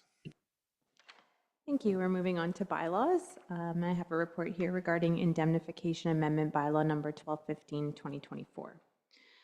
At the last regular council meeting, council gave first and second readings to indemnification amendment bylaw number 1215-2024 and referred it back to staff to seek clarification from legal counsel regarding the wording of the bylaw. Staff reached out to legal counsel, who advised that the language originally contained in the bylaw at first reading is not necessary, as this is sufficiently addressed in section 740 sub 5 and 6 of the Local Government Act. Attached to this report is an updated indemnification amendment bylaw with simplified wording as suggested by legal counsel, which places a limitation on a municipal official's ability to obtain indemnification from the village if the claim arises from their willful misconduct. And so the recommendation is that indemnification amendment bylaw number 1215-2024 be reconsidered and given third reading. Who moves, Your Worship? Moved by Councillor Fascio, seconded by Councillor Jackson. Discussion. Seeing none, I'll call the vote. All in favor, and that carries unanimously. Next item, Corporate Officer. Moving on to 13B. While reviewing changes to the fee and penalty schedule of bylaw enforcement notice bylaw number 855, it was noted that penalties currently still exist for a littering, dumping, and snow bylaw number 870. A review of that bylaw determined that the provisions contained within it are either provincially regulated or now exist in several other village bylaws that have since been adopted, such as the park regulation bylaw or the property maintenance bylaw. None of the subsequent bylaws repealed littering, dumping, and snow bylaw. Given that the provisions of this bylaw are addressed elsewhere, staff are recommending that bylaw number 870 be repealed to avoid confusion and duplication. Changes will also need to be made to bylaw enforcement notice bylaw, which will be provided in a separate report as these changes are part of a larger project. So attached to this report is a draft repealing bylaw. So the recommendation is that littering, dumping, and snow bylaw repeal number 1217/2025 be introduced and given first reading, and that littering, dumping, and snow bylaw repeal number 1217/2025 be given second and third readings. Moved by Councillor Jackson, seconded by Councillor Schweinbenz. Discussion.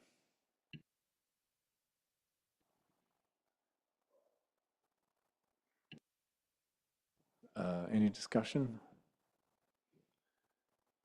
Seeing none, I'll call the vote. All in favor? And that carries unanimously. Do we need a separate motion for second and third reading, or did we do it all together? Is that sufficiently clear? Okay.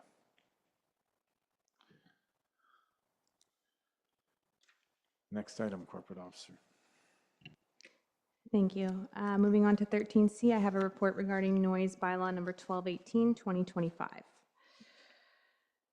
At the February 5th, 2024 regular council meeting, bylaw enforcement presented an annual report, and council resolved to direct staff to implement the recommendations in the report. One of those was to amend noise bylaw number 474/1987 with a more precise time in which noise can be made late in the evenings and on weekends. While reviewing that bylaw, it was determined that the generality of Section 3 does not require additional parameters surrounding noise on evenings and weekends. However, no fine exists for this section in bylaw notice enforcement bylaw number 855, which creates an enforcement challenge as no violation tickets may be issued for Section 3.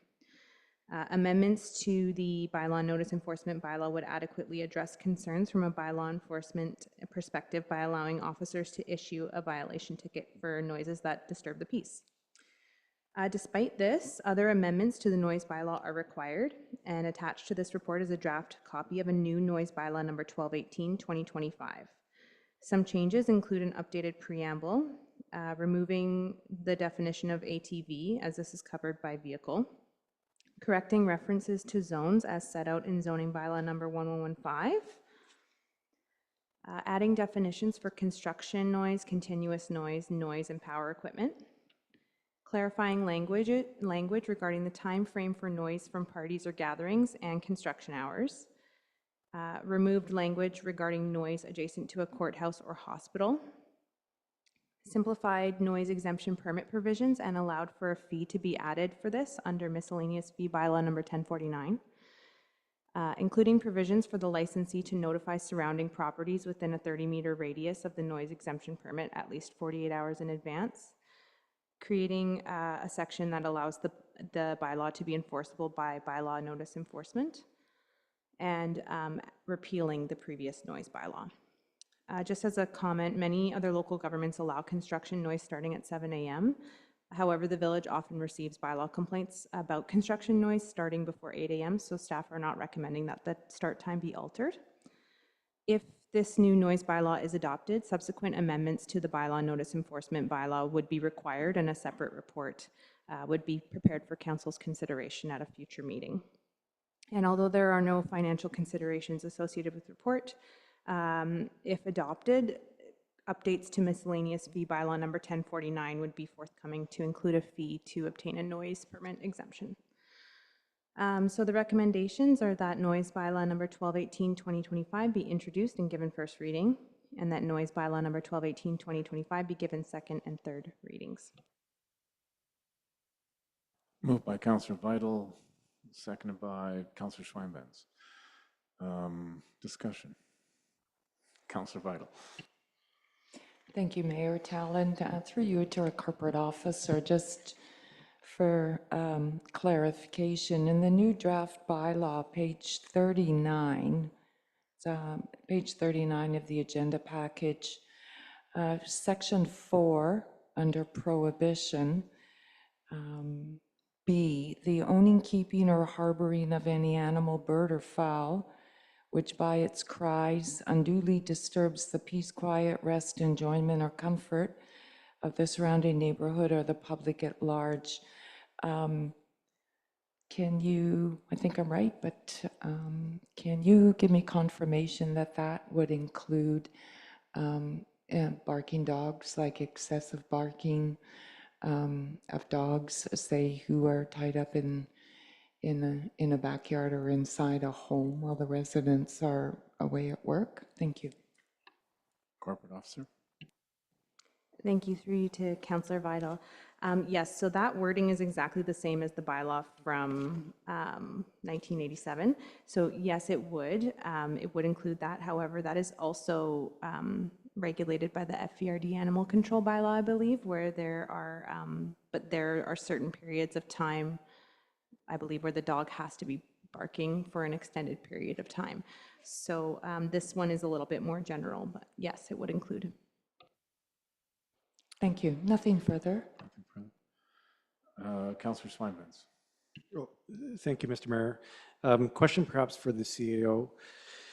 Can you take me through the process of lots of examples here? Let's say there's a party going on one of the streets, or there's a dog barking at 2 a.m., or there's something going on the beach making a lot of noise. How does a resident or somebody complain to staff or to bylaw and get through the process so that the offenders are fined and the activity is corrected in a meaningful and respectfully quick way?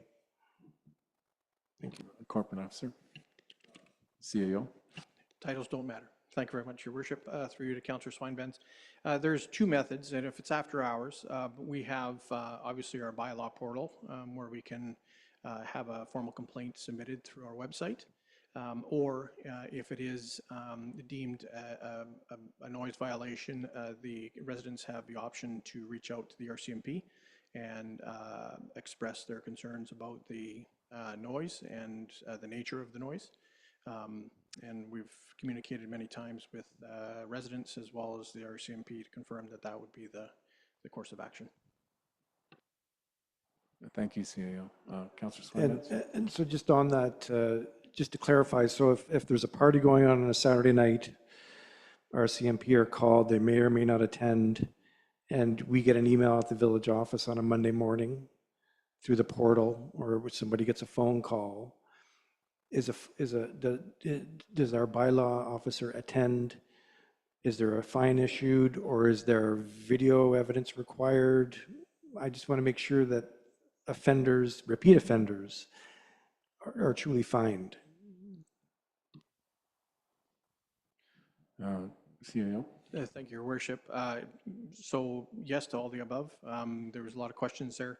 I mean, if there's a party or something that is considered maybe something that would be illegal in nature, the RCMP, I would hope, would respond. Essentially is if we do receive a bylaw complaint through our portal, our bylaw officer will attend and bring the concerns to the resident or the occupants. The hope is there is voluntary compliance. Typically, if there's a first offense, and depending on what the offense is, it's not necessarily go directly to fine. It can be a letter can be issued, and typically there may or may not be a need for multiple violations before we move to the fining stage. But generally speaking, in my experience, if there is a challenging situation, we would include the RCMP and attend accordingly. Thank you, CAO. Councillor Jackson. Your Worship, on page 39, item A, where in here it has the noise before 8 a.m. or after 10 p.m. In the previous bylaw, which I like, on page 34, 4A, that's the one I'd like to see reinserted. Because if you think about it, we don't have a long summers. And I certainly, most people don't want to be sitting in their backyard at 1 o'clock or 3 o'clock in the afternoon and having loud music interrupting their time of quiet. And this, the way I read this, if I'm reading it correctly, after 8 a.m. right up to 10 p.m., you can play your music or whatever you want all day long and disturb your neighbors. I don't think that's the route we want to go. So I would recommend that on page 34, item A be inserted in place of item A in prohibition on 39. I'll make that a motion.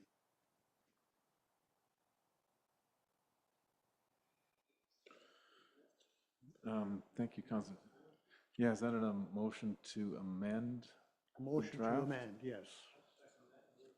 Seconded by Councilor Fascio. A discussion on the amendment.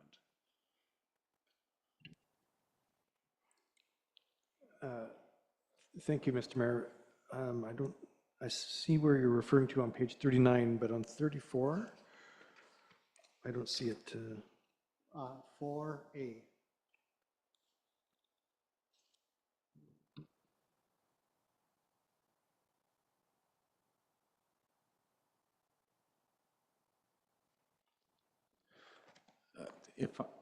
Could I get an interpretation of section 3 of the new bylaw, the general regulation, and help me understand that in relation to the 4A of what's on page 34 of the previous bylaw? Thank you. So section 3 is very general, so it really is if anyone feels that it's disturbing the peace. So yes, technically you can play your radio after 8 a.m., but it still needs to be in a way that is respectful to your neighbors. And anything that is disturbing the quiet, peace, rest, or enjoyment of other people in the neighborhood would be something that could have a fine associated to it under the bylaw notice enforcement bylaw. And so that's what the clause there, the first line of section 4, without limiting the generality of section 3. So it still has to be in a way that's not disturbing other people, and that would still be able to be the subject of a bylaw enforcement complaint. Thank you, Corporate Officer. So if I understand correctly, what's in the new bylaw, the general regulation, includes all of what was in 4A plus anything that isn't listed there. Radios, televisions, musical instruments, so it could be power tools. So if I understand correctly, Councillor Jackson, what's in the general section 3 includes all of 4A plus, I guess, anything else that makes noise. Well, I think that's negated when you put 8 a.m. to 10 p.m. You just leave yourself open for interpretation. And that's not really what we want. Thank you. Thank you, Councillor Jackson.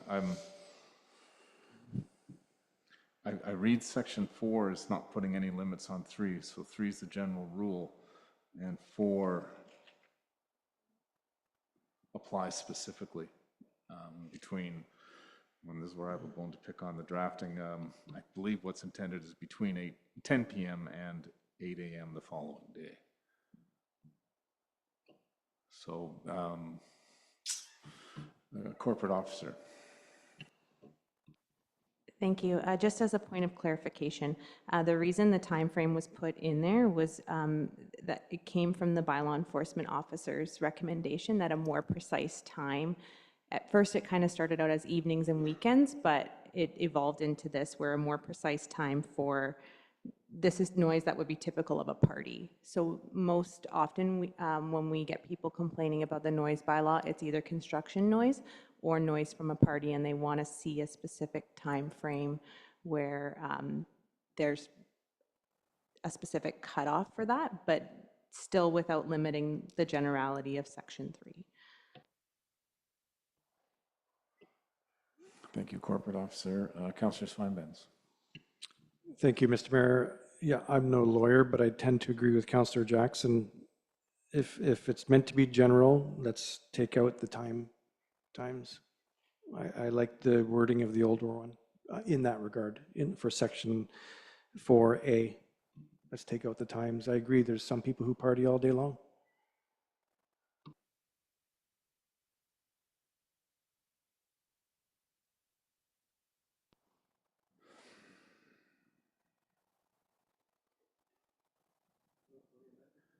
No, not yet. The challenge is, I think there's then absolutely no noise allowed that disturbs anyone at any time. Except, I guess you can use a power tool between 8 a.m. and 10 p.m. You can use lawn equipment. Mores are addressed in the bylaw. It's after 10 a.m., I believe.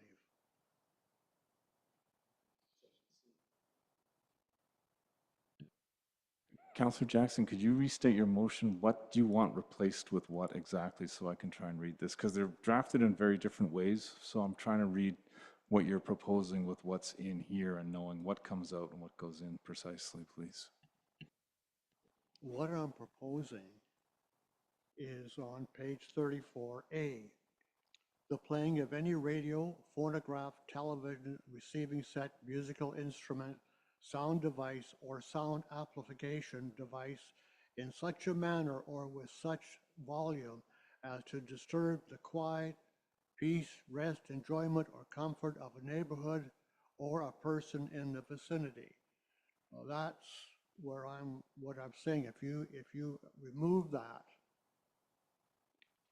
now you're saying that you can do this between 8 a.m. That's the way people are going to interpret this.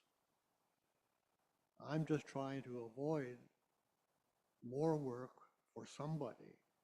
If we leave it the way it is, it's up to council to vote on this one way or the other. I mean, if staff feels that they can come back with a compromised bylaw that will suit what I think we need to have, I'm prepared to look at that.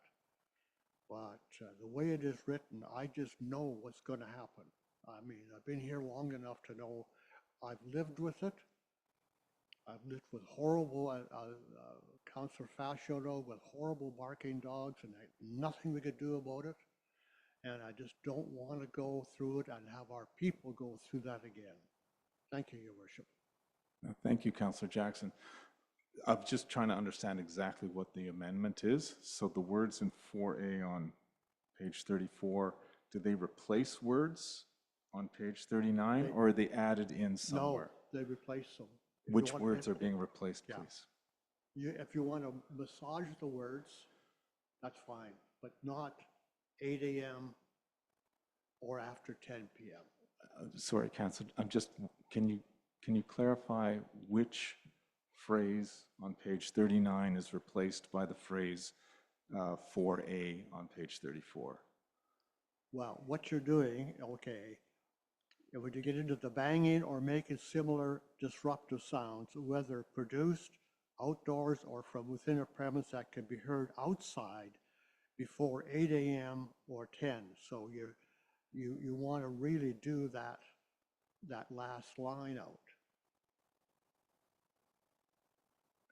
Thank you. The last line of I didn't quite And under catch. prohibition, Under prohibition, Yeah. which clause? the bottom one. Be A, right at the bottom. So Where it says 8 a.m. or after 10 p.m. and so delete the words 8 a.m. or after 10 p.m. and replace it with the A clause? I'm recommending that we go to the 4A on page, what I have it here, page 34. And you can massage that one and add something to it, but you leave out the 8 and 10.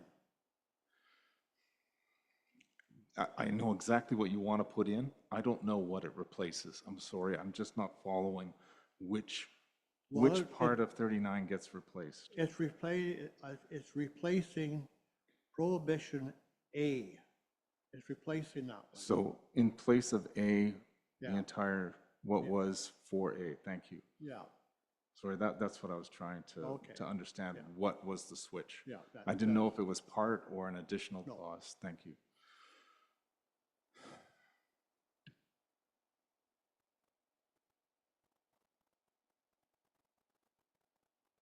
Any further discussion on that motion? Councillor Vital. Thank you, Mayor Tallon. Through to Councillor Jackson,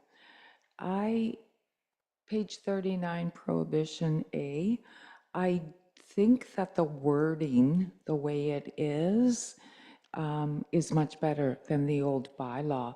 And I'm just wondering if you would be satisfied if we just eliminated that time frame, 8 a.m. or after 10 p.m. I think the wording of the new bylaw provides more clarity and isn't as subjective as the one under the old bylaw. I think if that's your intent, to eliminate the time frame. Thank you, Councillor Vital. Councillor Jackson? Yes, it's to eliminate the time frame. If you looked at this item A here, and if you stopped at the word premises, and that was the last word, then, and so that can be heard outside AM at 10 p.m. would be gone. So you'd end your sentence, whether produced outdoors or from within a premises. If you put a period there and eliminated that can be heard outside before 8 a.m. and 10 p.m., you'd have it done. Would that be satisfactory, Councillor Vital? I think, Councillor Jackson, if you end 4A prohibition on page 39 at the word premises, it means we can't turn on our TVs. I think you need the trailing phrase that can be heard outside.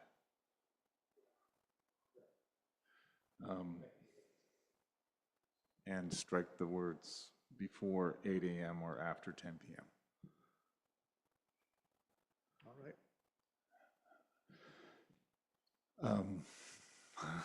Look for some guidance here. We've got a motion to replace 4A on page 39 with 4A on 34. Should we call a motion on that, knowing that there's a second idea, call the vote on that, then we know we got an idea to just amend what is in page 39, 4A. So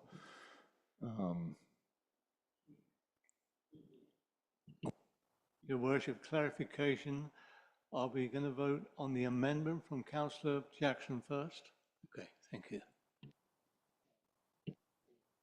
Councillor Swinevans.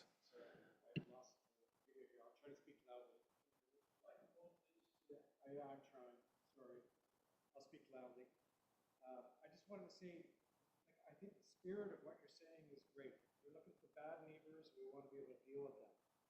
There's some instances though, especially there's some instances I can't hear.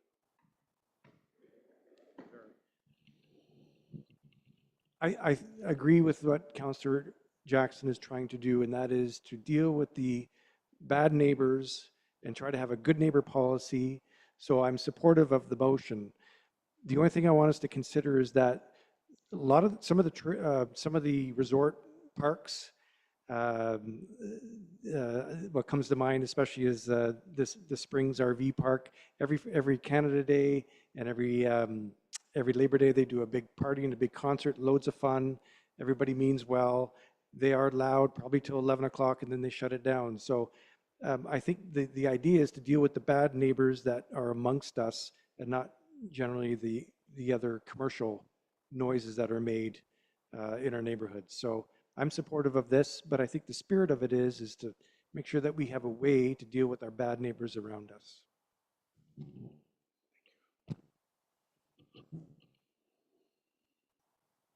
call the vote. CAO Cook.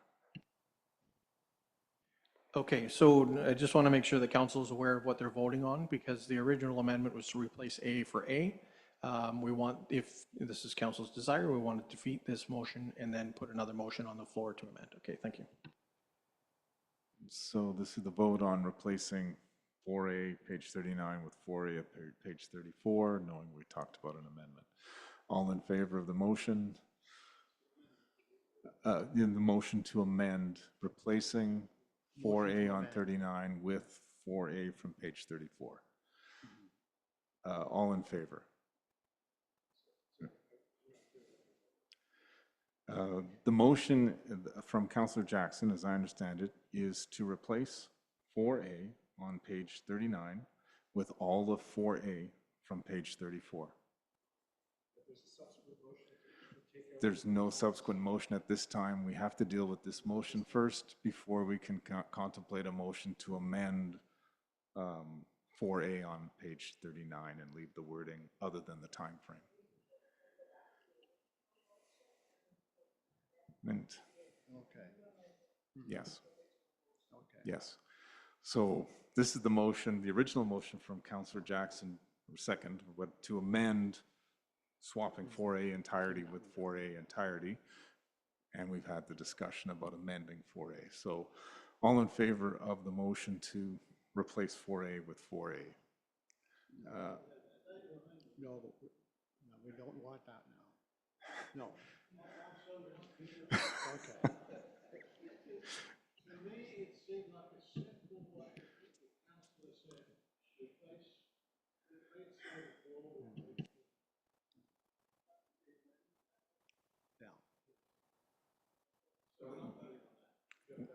Yes, we have to vote on that because that's the motion on the floor. A corporate officer or CAO. Thank you, Mayor Talon. Okay, so just to clarify, the original motion was for first three readings. Councillor Jackson made an amendment to replace 4A in the new bylaw with item 4A from the old bylaw. In listening to the discussion, it seems that a workable solution was to just remove the words that can be heard outside before 8 a.m. or sorry, before 8 a.m. or after 10 p.m.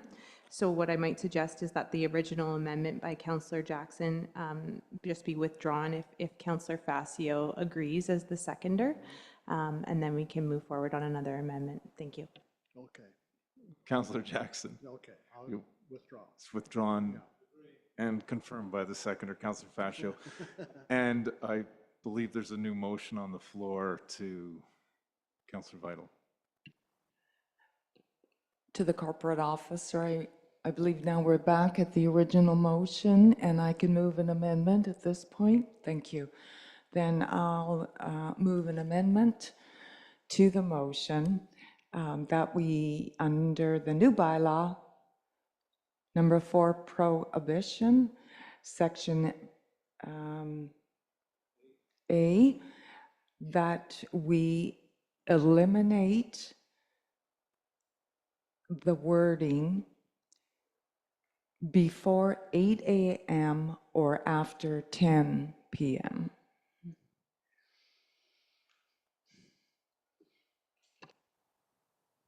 Thank you. Is there a seconder to that motion? Seconded by Councillor Fascio. Discussion on that. Seeing none, I'll call the vote. All in favor? And that passed unanimously. I have a motion I'd like to make as well. It's for clarity. The phrase before 8 a.m. or after 10 p.m. I think is potentially unenforceable. Any time of the day is before 8 a.m. and any time of the day is after 10 p.m. And I believe the intent is probably captured in the original 4A a little better from page 34, which is I'd like to amend that before 8 a.m. or after 10 p.m. It occurs in C of 4 and I to state between 10 p.m. and 8 a.m. the following day. And seconded by Councillor Schweinbenz. Any discussion on that motion? Corporate officer, was that clear? Was clear? Call the vote then. All in favor of that amendment, and that passes as well. And that takes us back to the original motion for the bylaw, which we've amended twice. Is that correct? Any further discussion on the original motion? Seeing none, I'll call the vote. All in favor? With the amendments, yes, as amended. All in favor? Yes. Okay. Thank you for your patience.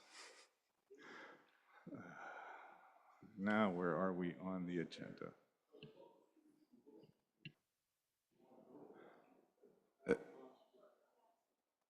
Was motioned and moved and passed unanimously to adopt a new bylaw, which was amended twice in council tonight. Third reading. Thank you. Is there any new business? Seeing none. Section 15, questions from the public pertaining to agenda items. Are there any questions from the public tonight?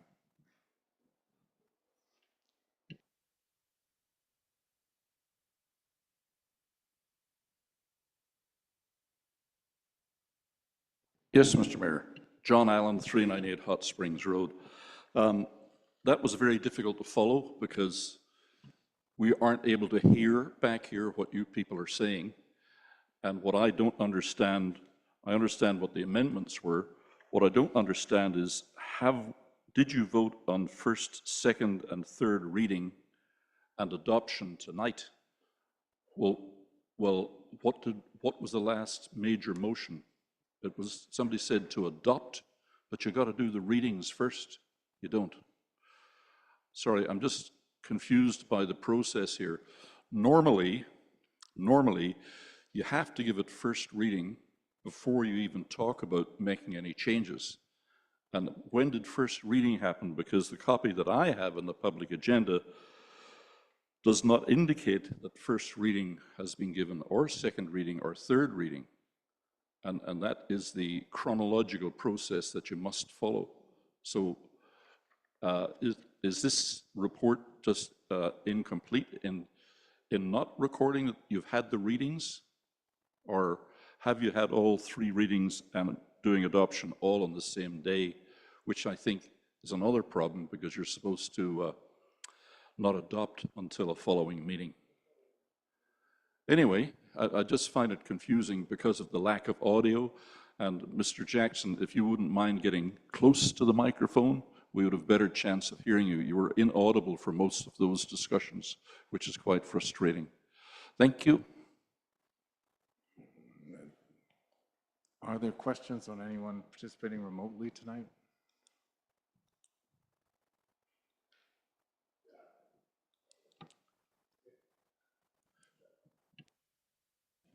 If there's any questions on Zoom, please press the raise your hand button.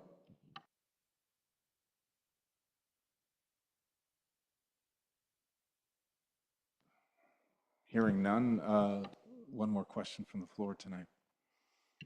Gary Webster, 520 McCombs Drive. I know on the boat launch, I know Vanier Park, the city of Vancouver, they have a pay parking system.